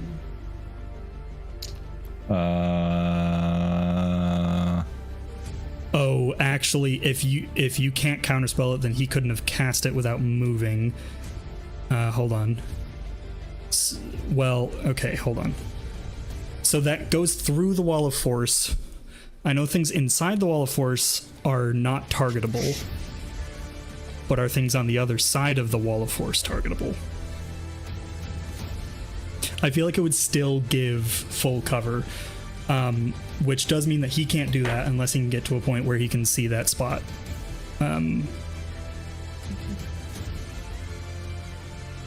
Which he can, which actually still puts you on the other side of him, or on the other side of the sphere from him. So no, you cannot counterspell that. Okay. It was 14.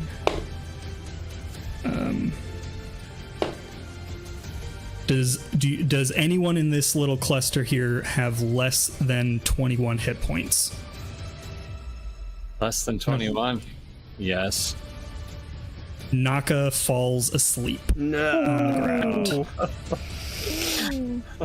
No bueno on that. Okay, so just so you guys know, you can wake. Where it is?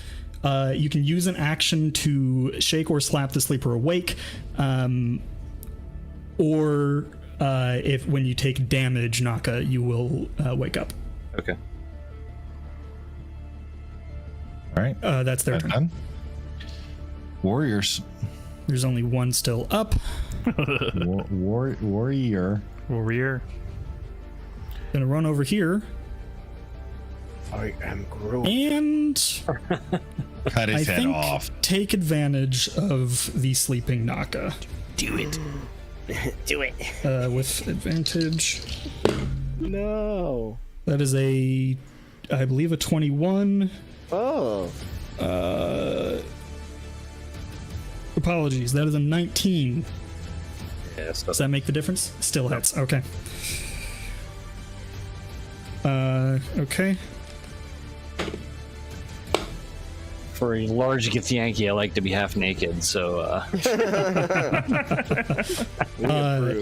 You take 12 points of energy damage as he swings his ferro blade down at you. Yikes. You are now awake. Yikes. Hey, good morning. very hurt. Prone, though, so on your next turn, you'll have to use half your movement to stand up. Okay. That's his turn. Laura. I'm going to... I'm gonna cast a firebolt at the guy that just hit Naka. Okay. Okay. Roll to hit.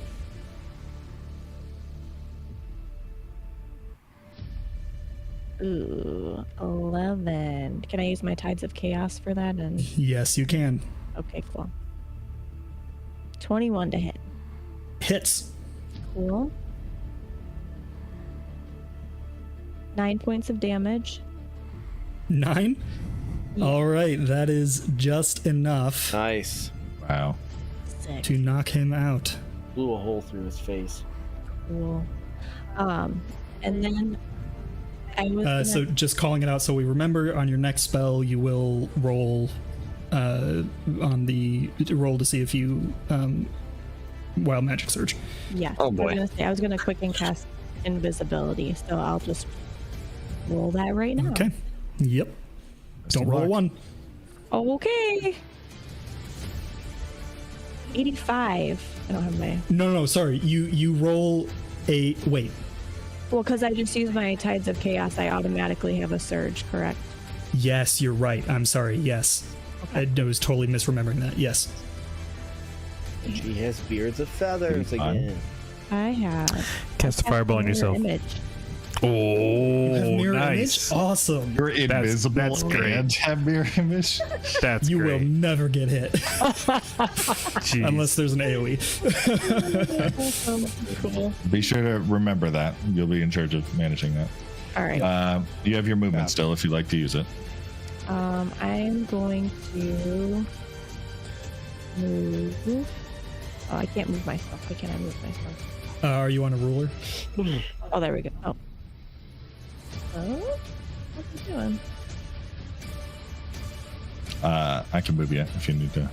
Okay. Oh, there we go. Now I'm there you going. go. Okay. I'm going to move up this way.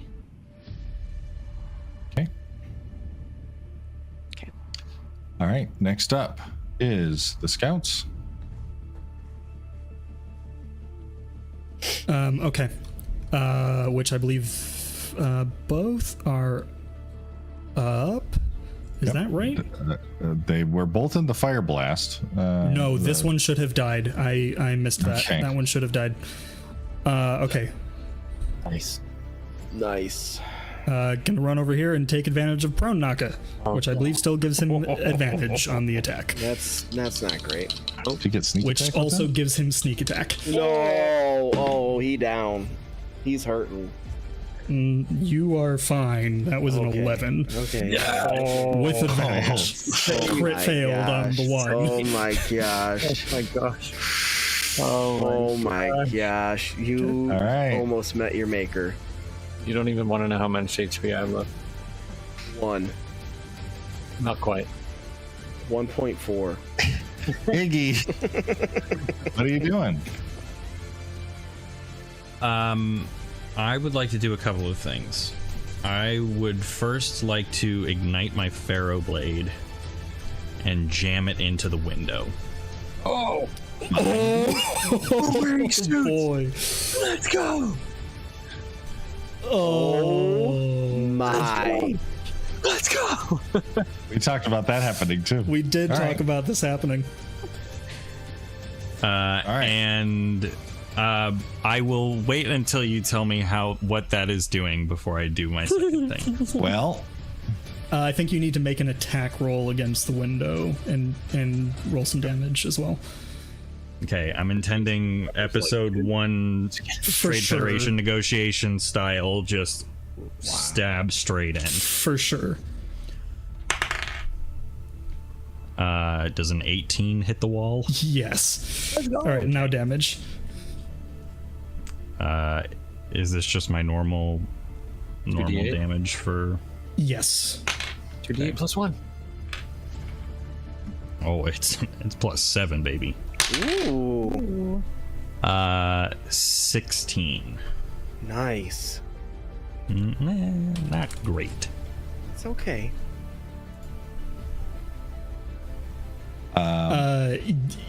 Yeah, I believe that shatters the window. yeah. Stephen, I'll let you deal with that. All right. Okay. The window shatters, and Iggy, you are blasted backwards. We'll just say it like that. As the gush of wind blasts out of the window that you just shattered, and let's see. I think the closest people would probably make a strength save to not be sucked towards the window. So I've got 2 snipers to make that for, and Laura. Yeah. Okay. The snipers both fail. That is DC 15. Oh, 18. Wow, yeah. Let's go. She grabs onto something. No. Just her own female 20 strength. feet. Come on, whatever, that's close enough. Okay, they get sucked 20 feet closer. You stay strong. However, all of the air quickly evacuates the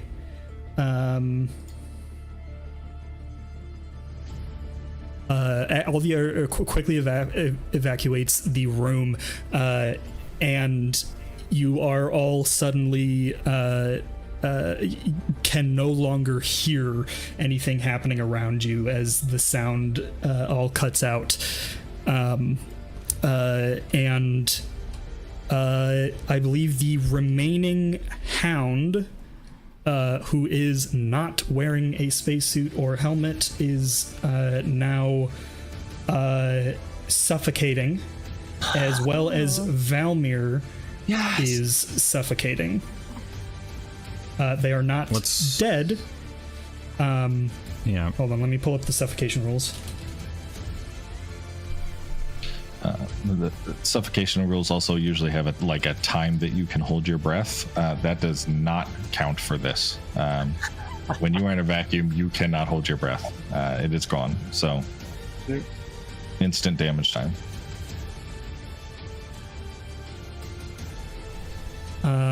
Sorry, this is not the right thing. So, with this happening, do we lose our ability to cast verbal spells? Anyone with a helmet on can still cast verbal spells. Okay. It's not you. I'm just kidding. So not you. Hey, Jonathan. Screw you. Oh, okay. But the one suffocating. Okay, when a creature runs out of breath or is choking, it can survive for a number of rounds equal to its Constitution modifier, minimum of 1 round. At the start of its next turn, it drops to 0 hit points and is dying. Oh. And can't regain hit points or be stabilized until it can breathe again. So you have a number of rounds equal to your Constitution modifier before you are dead. Well, effectively dead.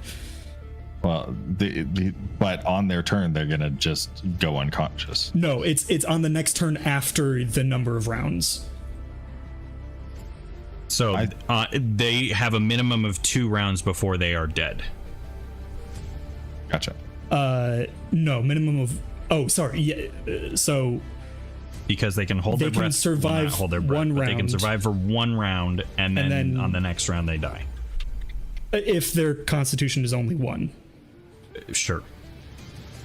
So whatever their Constitution modifiers are, Zach, that's how many rounds you have for each of them. Can they take action still?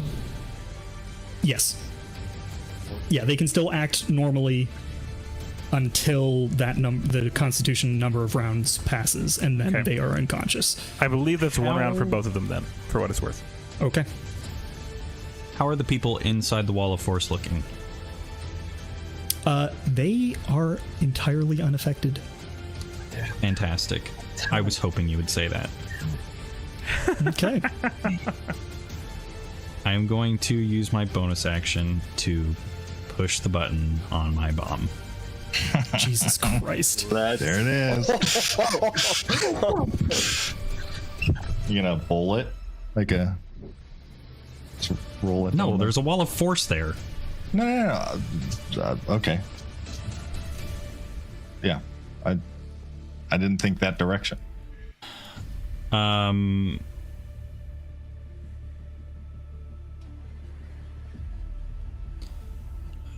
And then I am going to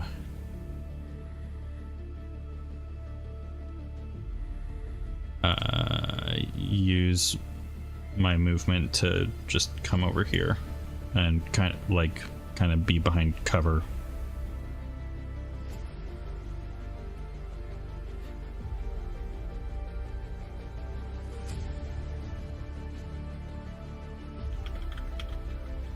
Okay, is that your turn?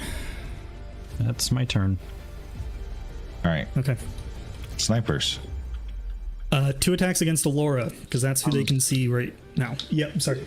Did we see Iggy push the button? Do we know he's done that? That's a great question. I guess. I don't think any of you have perception line of check? sight on me. Okay. Yeah, actually, no. Elora. Yeah. She's can a make- level down, and I was like 20 feet out from the thing behind a I wall. don't think so. Oh, yeah. Okay. Yep. All right. Yep. Cool. No one had line of sight. Okay.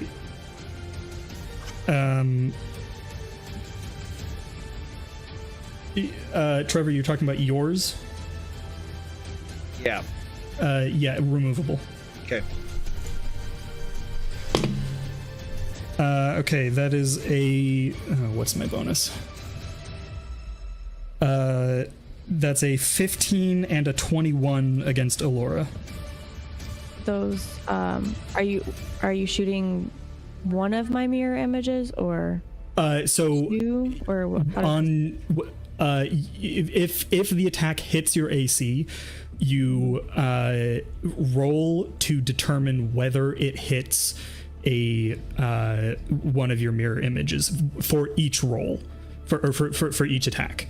Okay, because I'm also invisible still. So how does that work? You are invisible. Never mind. They don't target you. They don't know where you are. I completely forgot. Thank you. Okay. Okay. Would that hit my mirror image though, or No, they're would my not. mirror They image can't. only They work can't if I shoot was at you. invisible? They Okay. Mirror can't image shoot is at an you. interesting spell. You basically have to roll a 6+ in order for it to avoid you with 3 images. Check out the spell real quick because it's a little confusing, Okay. but you're safe right now. Yeah, you'll definitely want to look that spell up. Okay, but however, they cannot target you. So they would try to do something else. Do they have line of sight on Iggy? They can probably get it if they step out.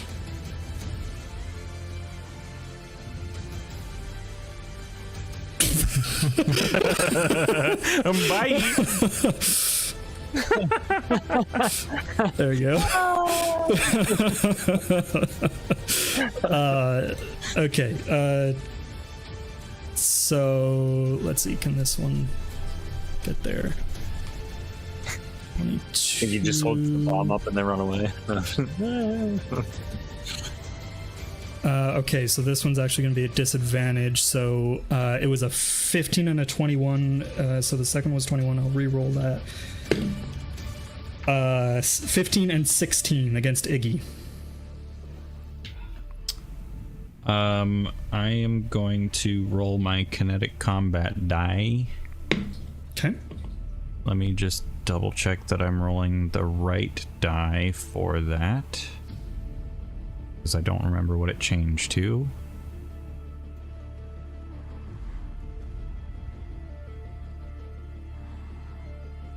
Apologies. Beautiful. That was exactly what I needed. My AC is 17. Woo! So that both of those miss. Both miss. Okay, cool. That is their turn.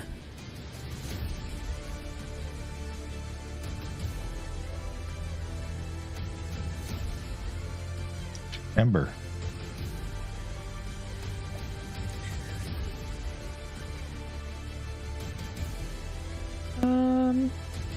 Okay. If I move away, am I going to take an attack of opportunity from that guy? Yeah. Okay. Then... can I Misty Step away from him without taking Sure. an attack of opportunity? Okay. Yeah. I'll Misty Step. You can't see what direction I'm pointing, but like to the right and up. There you go. Hereish? And yeah, sure. And then I'm going to, at that same computer that I was targeting earlier, produce flame at that. Okay, roll to hit. 19.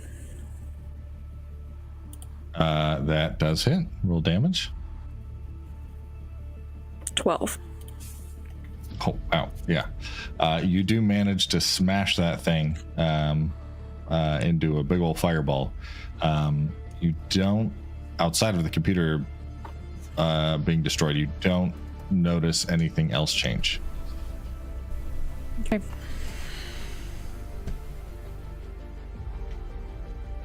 And that's my turn. All right. On to Vidar. Mm-hmm. I'd like to cast Tactical Advantage, which is haste. Mm-hmm. And then, can you point me which computer? Just the one that there was two that lit up initially. That's the other one. I believe it was this one. No, it was. You're close. Is it this? Is this one? Oh, no. Could I move here? I don't know if I would take an attack of opportunity. I would. Can I ask a question? Do we go when we go outside that the purple sphere that Ember hit? Do we lose those 15 points? No. No. Oh, okay, perfect. Does that sphere move with you, by the way? It doesn't. I can move it with a bonus action, I believe. Okay, cool.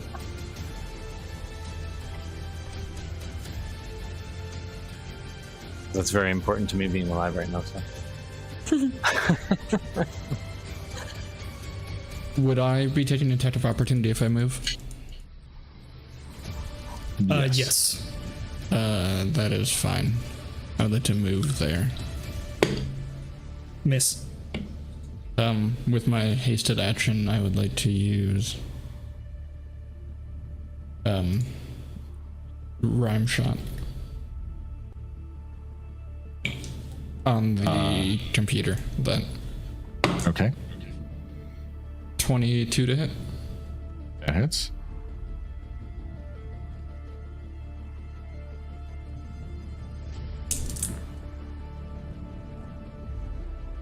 Uh, 10 damage. That computer is gone. What number is that, Stephen? That is 3. All right. You see once again Thalira wince as another one of the nodes on her tiara goes dim. That will be. Can I get a sense of? I doubt it. Where the other computers are? I don't know what I did to tell those two. What do you think, Stephen? Tech check.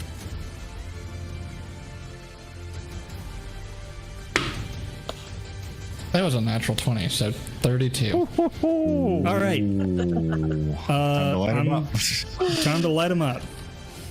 All right, we've got one over here. Got it. We've got one over here. Okay. We've got one right here. Yep. Oh. And we have one right here. Okay. Thank you. That will be my turn.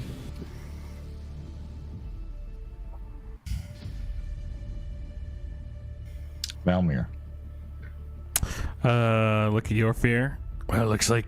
Well, actually, I'm gonna take damage first. Nope, You gonna can't take say damage first. anything. You can't say anything. Give me my damage. Give me my damage. No, actually, it's not damage. It's just on your next turn, you will fall unconscious. Okay, as a bonus action, then I'll pop my helmet on. All right. It's a good thing I put that on there, isn't it? Take a big old cough for a second, and then I'll just say, "Well, it looks like your hands are busy, so I'm going to run away and try to get to where I messaged you guys to." Attack of opportunity. Yeet.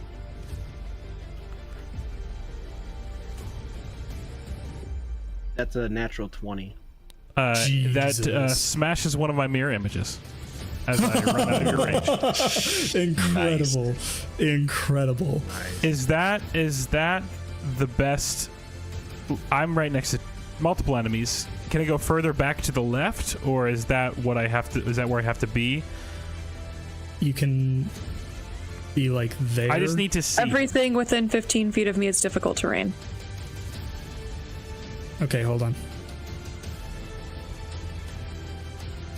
So it's 20 to there. 30, 40. Yeah, this is the best you can do. Okay, is that worth doing? And unfortunately, I don't have to. I have mobile, so I don't believe difficult terrain costs me extra movement speed. Okay, so you have another 10 feet to play with. So I want to go as south as possible. I don't really want to be next to these guys. Well, so the problem is if you were down the stairs, you would not have line of sight on him because of the elevation difference. So if I'm there, if you're here, you can't see him. You can be essentially like anywhere in this area, which obviously is not great. Shoot. Now, in fairness, you are not directly next to them at this spot, which means you could use your extra 10 feet of movement to move away after whatever you're doing. Yeah. Okay. Yeah, I think I got to do this. I don't as a player want to do this, but I think Valmir notices, of course, this significant damage coming toward his ward. So he's going to get up to this zone. I don't know who has what, but he's going to kind of summon this essence of like just this force space around his hand as he sends out this psychic lance at Iggy outside. So I'm going to need an intelligence saving throw. I assume you're intelligent. Can he actually see him? From where he is, yes. It's, I mean, not by much, but he can see him. Partial cover. It's a saving throw, so it does not affect it. Intelligence saving throw. Good call, please. From Iggy. 16. 16. Watch after my boy.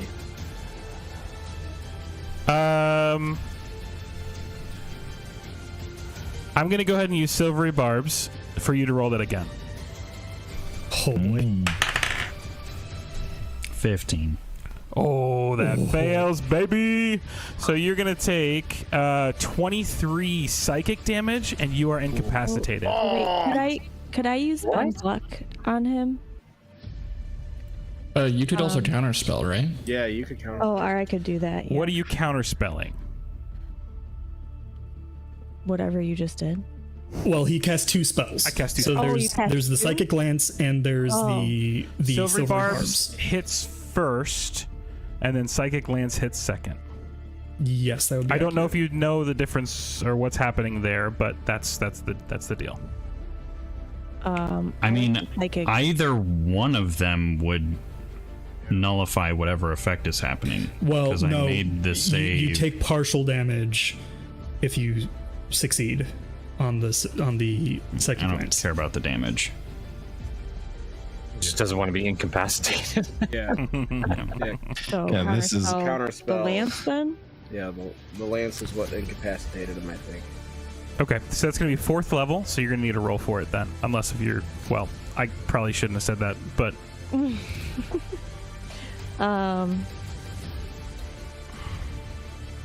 So you roll a d20 and add your spellcasting ability modifier. Sorry, Not your guys, spell attack roll. I did the spellcasting DM bad ability thing modifier. where I said what the DC was or the level was before. I do that every time. I know. Oh, that was a 1. Okay. Oh. Hold on. Can I... You, my I believe, chaos? can Tides of Chaos that. I believe. cool. I think that's right. Let me just double check. Gain advantage on one attack roll, ability check, or saving throw. I believe this qualifies as an ability check. Okay.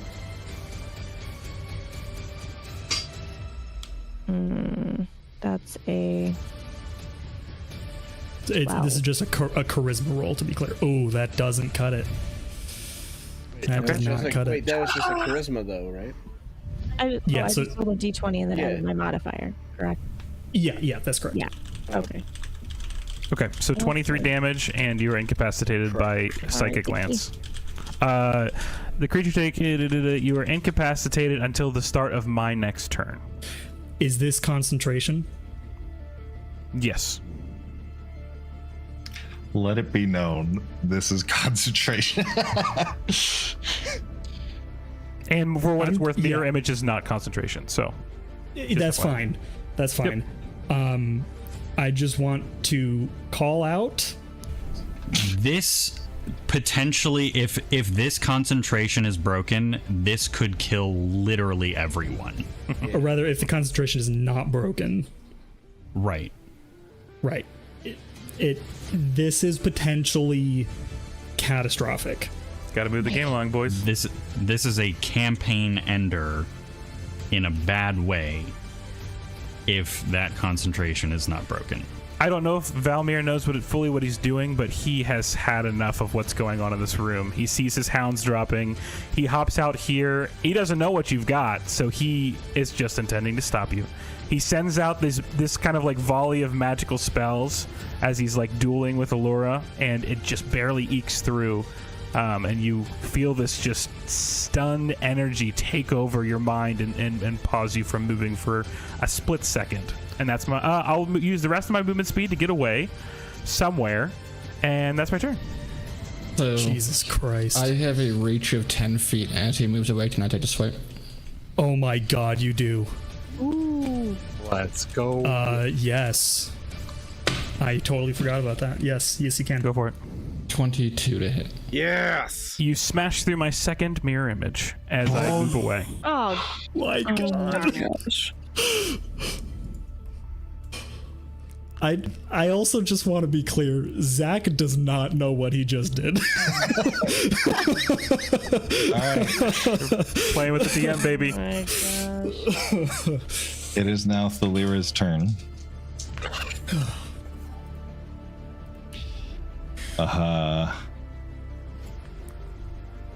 Okay, 1, 3, 4. 3 and 4 are both disabled.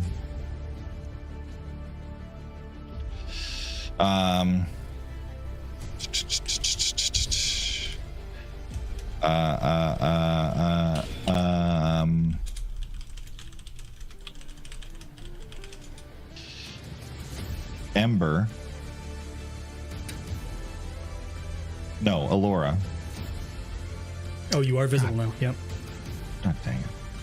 I'm gonna assume a 14 doesn't hit. Oh, I'm visible now? I'm sorry. You are, because you cast Counterspell. Yes, okay. A 14 does hit. Oh, lovely. Okay. All right. You take, as a laser turret shoots out of the wall, 8 points of damage. Really? Energy oh my damage. God. Yeah. Thank you. Thank you. Sorry, 12 points. Oh, okay. Did you roll for mirror image, or does it? Oh, yeah. Mirror You roll image. for He has mirror image still. Yeah, that's Yes, not you do still have concentration. mirror Oh, it image. doesn't. Yep. Okay. So you roll a so- d20 first. And you want to roll above an 8. She still has all 3, right? Yes. I do. So it starts with a 6, I believe. I rolled a Oh, 4. 6. Okay. It goes through. Gosh darn it. Sorry, On the I'm bright trying side, to- you still have all 3 mirror images. That's good. That's good. All right. The robots are both dead. Hound 1 is They are. dead. Your fear is not. Okay, I'm pissed that Valmir ran away. Gosh. And I start running this way. As I'm running, I'm going to use my bonus action to reel my harpoon out of the guy's stomach. I will take the attack of opportunity. That's fine. Okay. Scared of his snap. 18. Does not hit. Sorry, dirty 20, dirty 20. Does not hit. Okay. I will sprint. Okay, hang on. I gotta remember how I do this here. So this is there a way, Steven?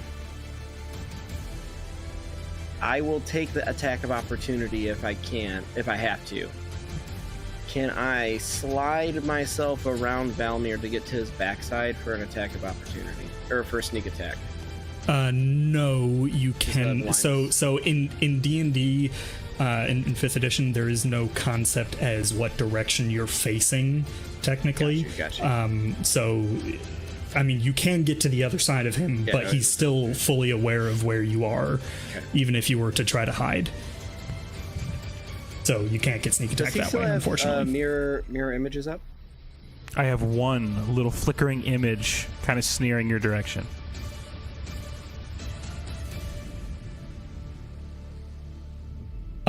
You do, I believe, however, have a charge.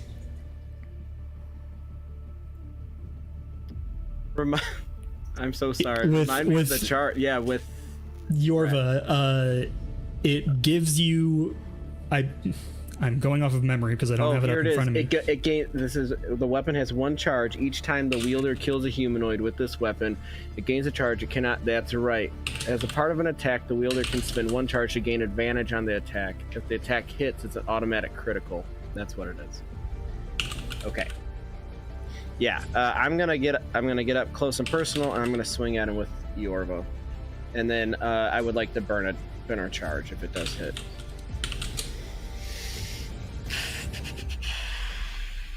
Bring it on. 21 to hit. Let me roll. I have to roll an 11 or higher in order for you to avoid this mirror image. That's a 10. You bypass my mirror image. Yay. And what do you got for me? So, what's the damage? It's an auto crit. It's an auto crit. With sneak attack. Okay, so... Alright, so it's 1d6 plus 5, so 6 plus 5 there is whatever that number is, 11. 11. And then 5 times 6. What? 5 times 6? Really? Yeah, because my sneak attack is 5d6. Oh, you roll 6 or 5 d6s. 5 d6 dice. Oh, that's right. Wait. Did you say you auto? But I auto crit on it, right? Right, but that doesn't max the dice. That doubles whatever you roll on the dice. Oh, okay. It's Hang still on. gonna be good. I'm sorry. Let me redo this again. My bad. Okay. Oh no, you do maximum on it, don't you? With assassinate. Read it. Hang on. The charge. Oh, wait. Hang on. I think you might be right. No friggin' way. As part of the attack, the wielder can spend one charge to gain advantage on the attack. If the attack hits, it's an automatic critical hit. No, it does not do. It does not do maximum damage. Okay. No. Yeah. So you roll. Okay. So let me the roll 5d6 right? plus whatever your normal damage dice is. All right. Damage double that. Okay. So doubling my normal damage. That's 12 for the normal damage. Okay. And then we're gonna do 1, 2, 3, 4, 5.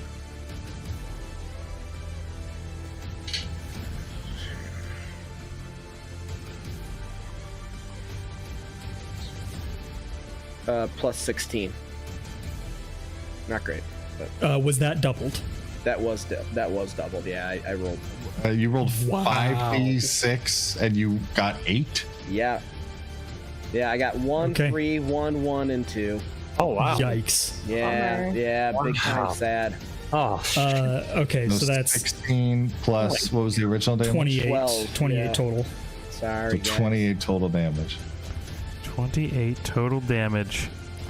I think I'm gonna evasion that, or uncanny dodge that. No, I used my reaction. You did on, use your reaction. I used my reaction on silvery barbs. Yes, you did. Trevor, you see him smirk as you go through the mirror image, and then you bypass that, and you've got a clear shot of his vitals. What do you do, man? He smirks, but then he sees the split moment as you are going in for the killing blow. What? Okay. I think as Yorva, it's a feeling Yorfir has felt so many times in his life. The feeling, the tension, the tearing, the slicing of a Yorva going through flesh. But for this time, it catches him off guard. What is Valmir's face like as it's going through? Like I said, it's a smirk until you bypass the magic of the mirror image with this Godslayer sword. And then he has that moment of clarity. Okay. And I think as it connects, he has a moment of acceptance. I think as it pierces through his vitals, Yorfir, in his moment of like brief kind of like shock and awe, places his hand behind Valmir's back and lowers him to the floor, knowing that this was like the final blow. And I'm assuming, DMs, we can talk to each other through these helmets? Sure. Yeah, we're just like, there's an open comms system kind of thing. Okay. I think as he feels like your weapon, like, just absolutely decimate his vitals, he's just... well played. I think Yorfir would lean in and with like a subtle tear, he would say, "I'm sorry I failed you, brother." As I said, what happens next is on you. And then I slide Yorba out. Thanks. And Iggy is no longer incapacitated.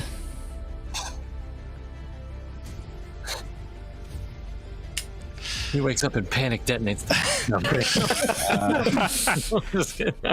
well played. It's been fun. Do I?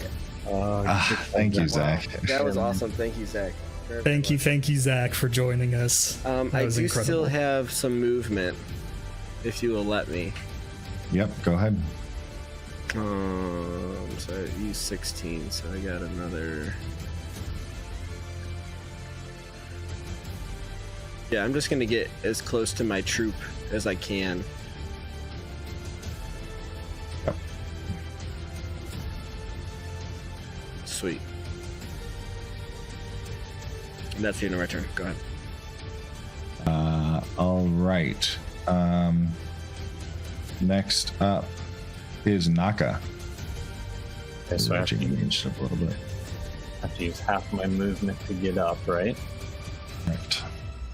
How do I go to status?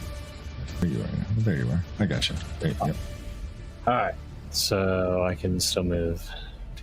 Alright, I'm going to turn around and get this guy now, because he's just standing there. Okay. Alright, I will take a sword attack on him. Does a 17 hit? Yes, that hits. Yep. Okay.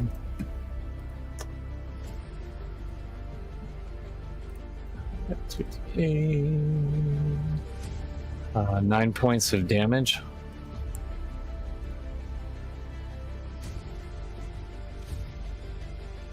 Is he still up? Sorry. He is down. Good. Okay. Then I retract the blade and pull up my sniper rifle. And I aim it at this dude right over there by the computer. Okay. This guy? That guy, yes, that guy.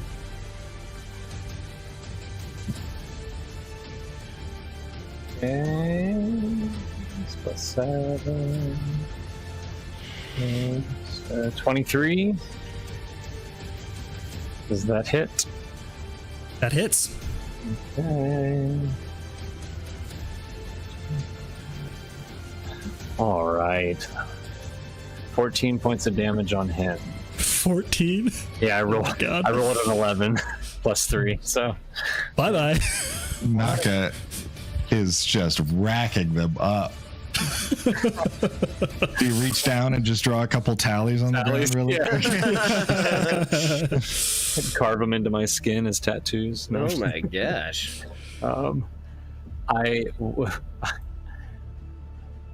Yes. I didn't use a bonus action, right? Okay. I have to. I don't want to use a cult to attack, but I have to. Right. Because I need something.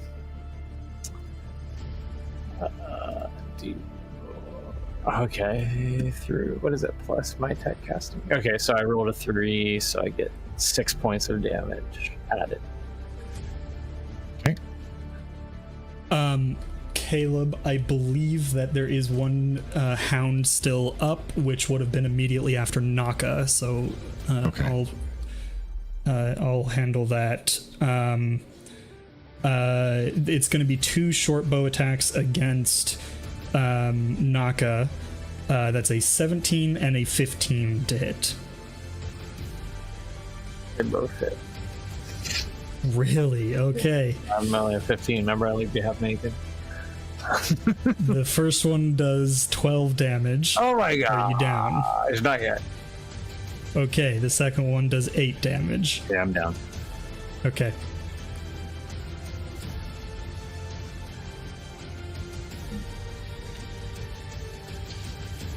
All right.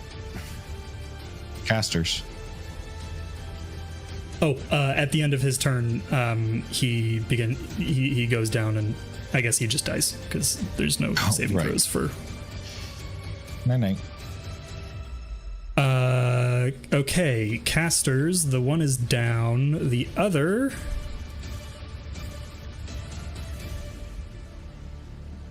is out of second level spells.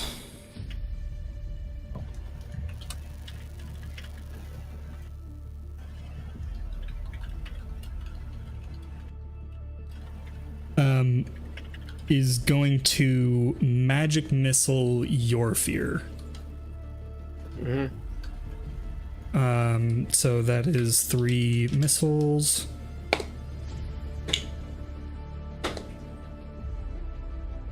Nine points of force damage. Okay. Alrighty. That is his turn. Warrior? Is there any warriors left? Nope. Laura. I'm going to cast Chaos Bolt on the. I think it's a sniper behind Eggy there that I can see. Are you going for the one? Hold on. She can only see this That one. Yeah, I can Oh, okay. that one. Yep, you're right. And then I also need to roll for my wild magic because I used my Tides of Chaos. Yes, you did. Okay. Oh man. Should I do that first or after I cast? I never know. After the spell. I don't know if that's not correct, but we'll roll with that. Okay, so I'll roll to hit. 20 to hit. Yup. Okay. So let's see. 2d8 plus 2d6. So this is gonna be lightning damage, if that makes any difference. It does not. Okay.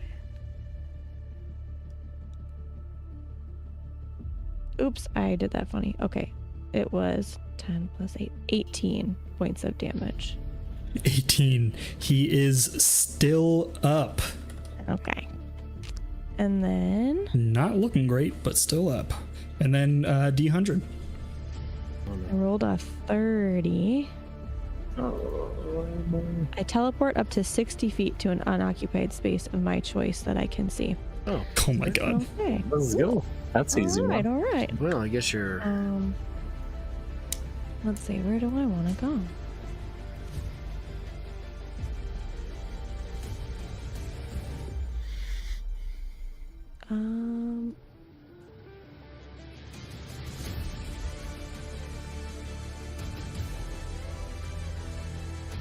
I think I'll move.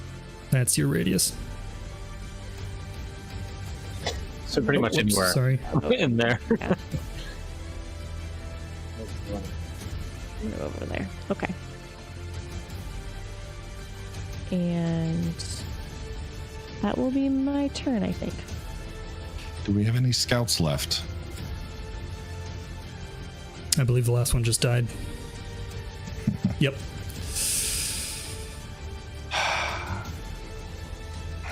Ignatius Perdaccio. Let's go, Iggy! Yeah!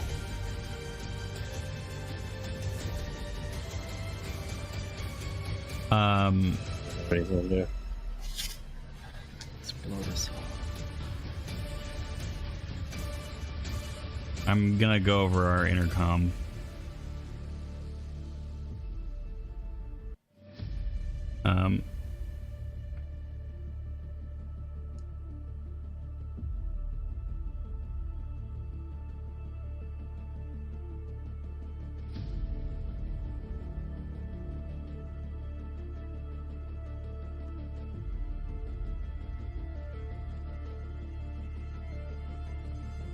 This planet was never meant for us. It was meant for you.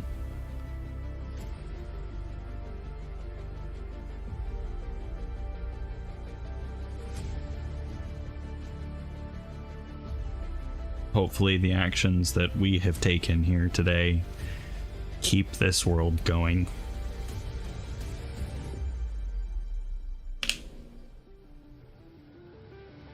And keep you going with it.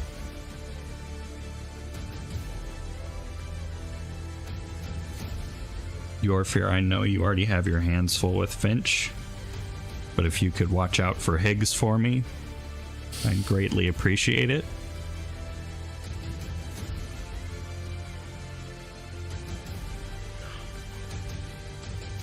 Don't do it. I love you all, Don't do it. and I will Misty Step into the wall of force No. and Iggy! and get right up on Thalira No. and grapple her. No. Iggy! No. I suppose that's a strength check. Yeah, athletics. No. Contested by Thalira. Can I assist? No. No. No. You are unconscious and outside of right. the. No. This is like the end of Armageddon. No. I got an 8. I will be using my ideal of the contender and using my wisdom modifier instead of strength for my strength checks made to grapple a target. Oh my gosh. Incredible. You were built for this moment.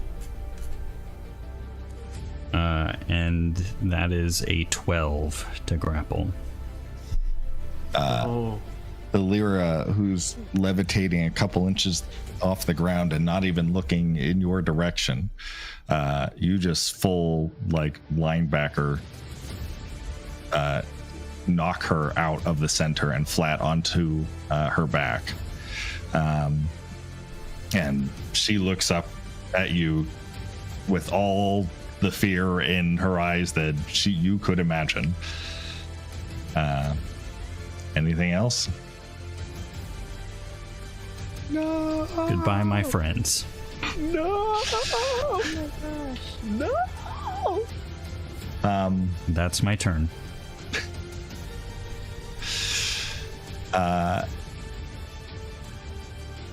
The inside of the wall of force goes instantaneously completely black.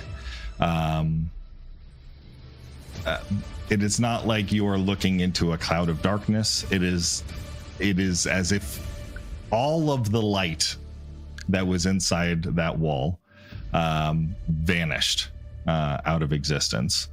And a half a second later, the wall itself shatters like glass.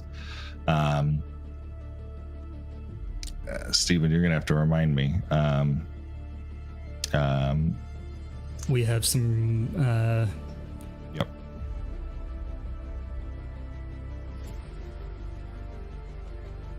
within this radius, so about half of the ritualists,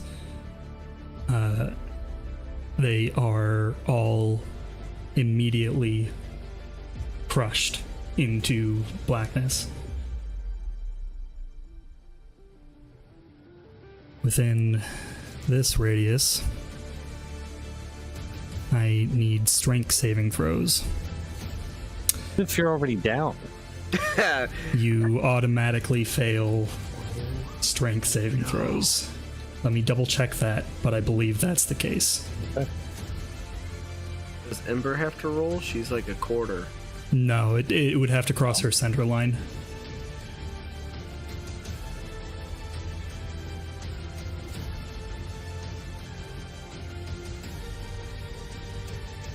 Oh, God.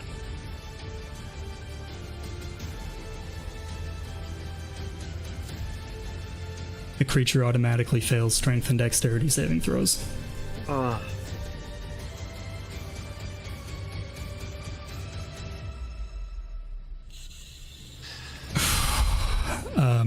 I will just make one roll for all of the cultists inside.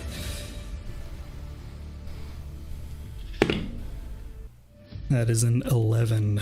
That does not succeed. Oh my gosh.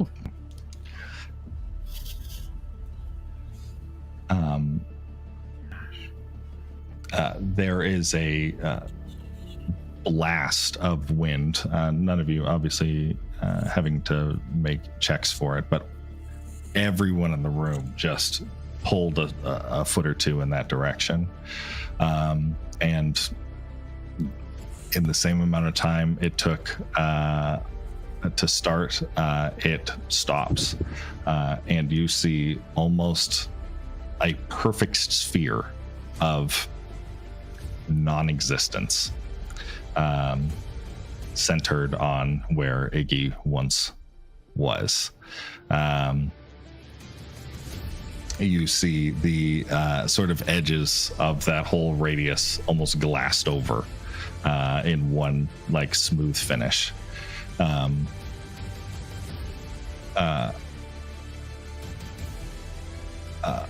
For those of you close by,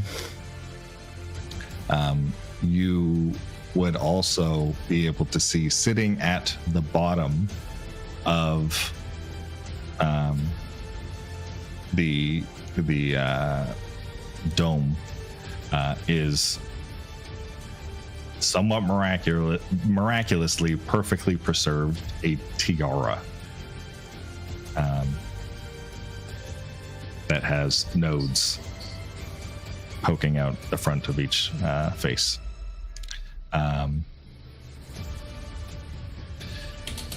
In addition, Vidar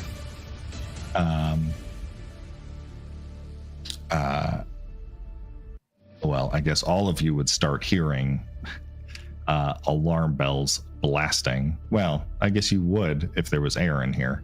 But Vidar, you would see on almost every panel just error text starting to fly, and emergency exclamation point alerts flying everywhere.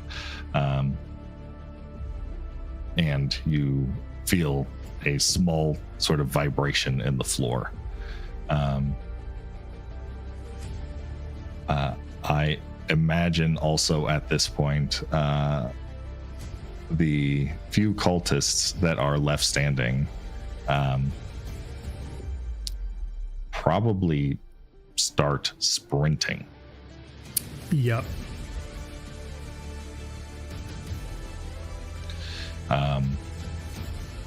Also, I think it's sprinting just the two south. snipers. Yeah. Oh no, 2 snipers and a caster. Yeah. They're going to start moving towards that south door. Are those snipers, do they get pulled out into space? Or if they're right next to them? No. No. No, so that equalized. yeah, all of the air already evacuated, so it is there's no longer a pressure. They are also currently standing on a lens. At least the one who's outside is. Are the nodes still glowing on the crown? You'd have to run down and take a look at it.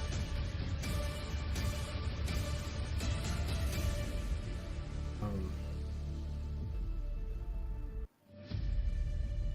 don't know if your fear understands what's happening, really. Are we still in initiative or no?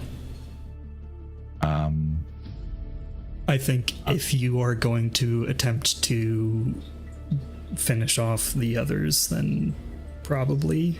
Well, actually, no, we are still in initiative either way. The snipers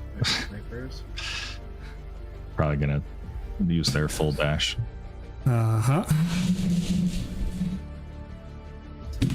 They know something we don't.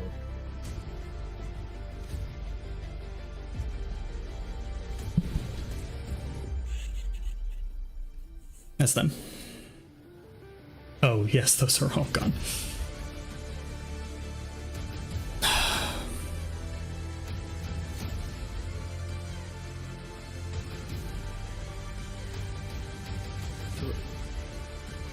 I'll make it simple.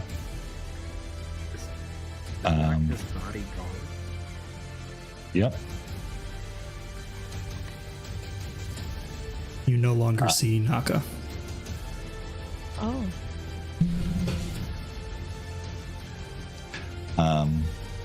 It is now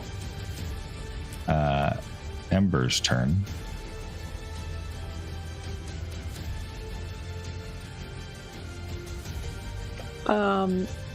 Okay, so there's still the tiara left. Yep. Okay, I've got 30 feet to play with, so I'm gonna run and grab that tiara and then run in the direction that the snipers ran. Okay. You run down and slide down the side of the dome and grab onto the tiara. You notice sort of two things.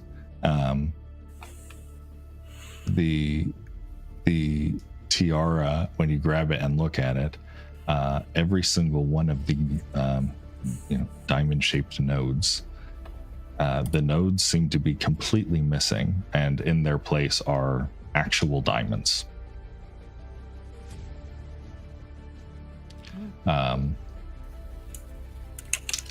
The second thing you notice is on almost everything, every thin surface, including the tiara itself, just a thin layer of space dust.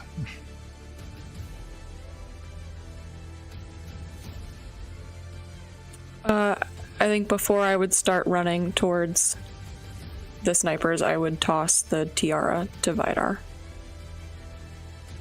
Okay. All right. So what was your total movement speed? 30. All right. So unfortunately, you're still in the thing. You could use your action to dash Oh yeah, sure. and just get out. Yeah. That's fine. So, over. Okay, Vidar. I would probably put it on. It looks dashing. As far as even as you hold it in your hand and you move it towards your head, it seems that whatever technological origin that was used to create this thing is no longer anywhere near it. Okay. This thing does not have any tech that seems to be responding to anything. In that case, I would probably cast on those snipers. Remember and knock explosion as well, and just target those two. Okay. I don't think there's any need to roll. I believe they're both damaged enough that they cannot survive. Cool. You nuke the both of them. Okay. Yeah, the highest one was 9 hit points. You'd have to roll really, really bad to not just kill them.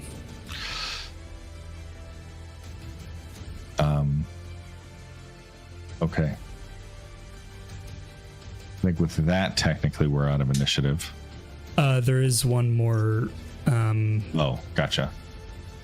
Mage. All right. So, Lyra? Where is there? I still have another action from haste. Oh, right. Over here.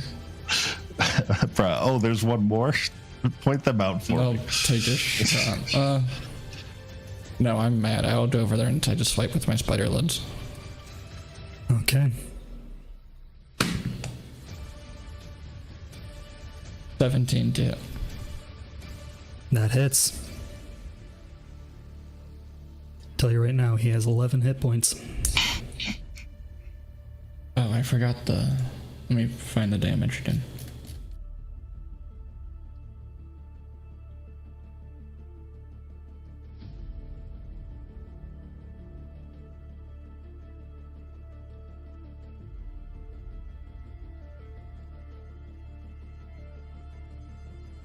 No, I rolled bad. 7 damage. He's still up. That's 4 hit points. Your fear?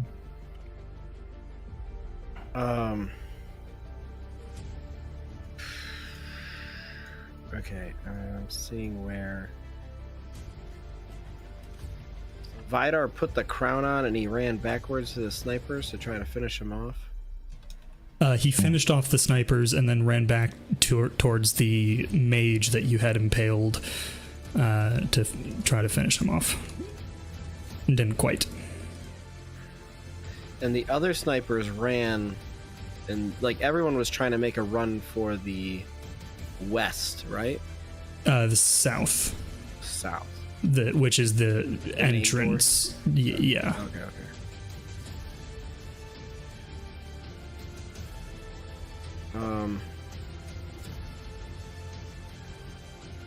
Is the ground still like shaking and stuff and things are flashing? Yes. Yes.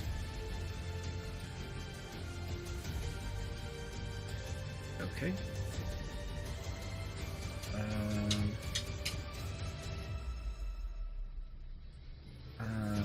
Let me just measure something real quick here.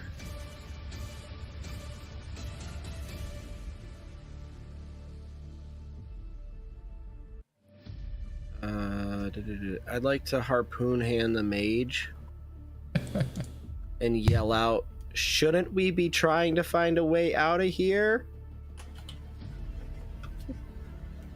Does a 15 hit the mage?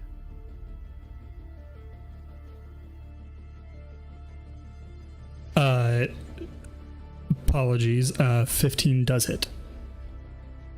Okay, that is 5 points of damage. Okay, that does it. Okay. You impale a dead body. Bonus action, I would like to reel the harpoon hand back in, please. And then I guess I'll move towards the exit.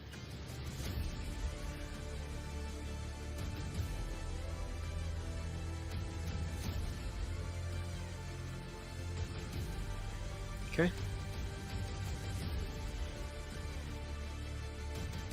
End of my turn. Okay. Knock. Sorry. Laura. Ow. Too soon. I'm running. That's funny. And dashing.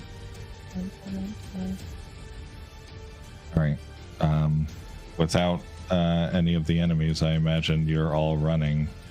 I think we can comfortably exit initiative. And probably end the episode for today. And we'll wrap things up next week. Can I ask one last question? Is Higgs Sure. following me? What was Iggy's last order to Higgs? Stick with your fear. Then I think yes. He'll watch over you.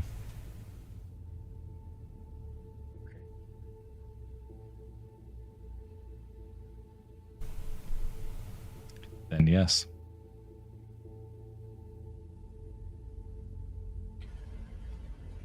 All right.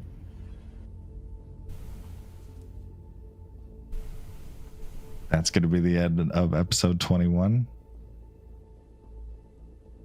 We'll tune in next week, hopefully with less casualties. See y'all later.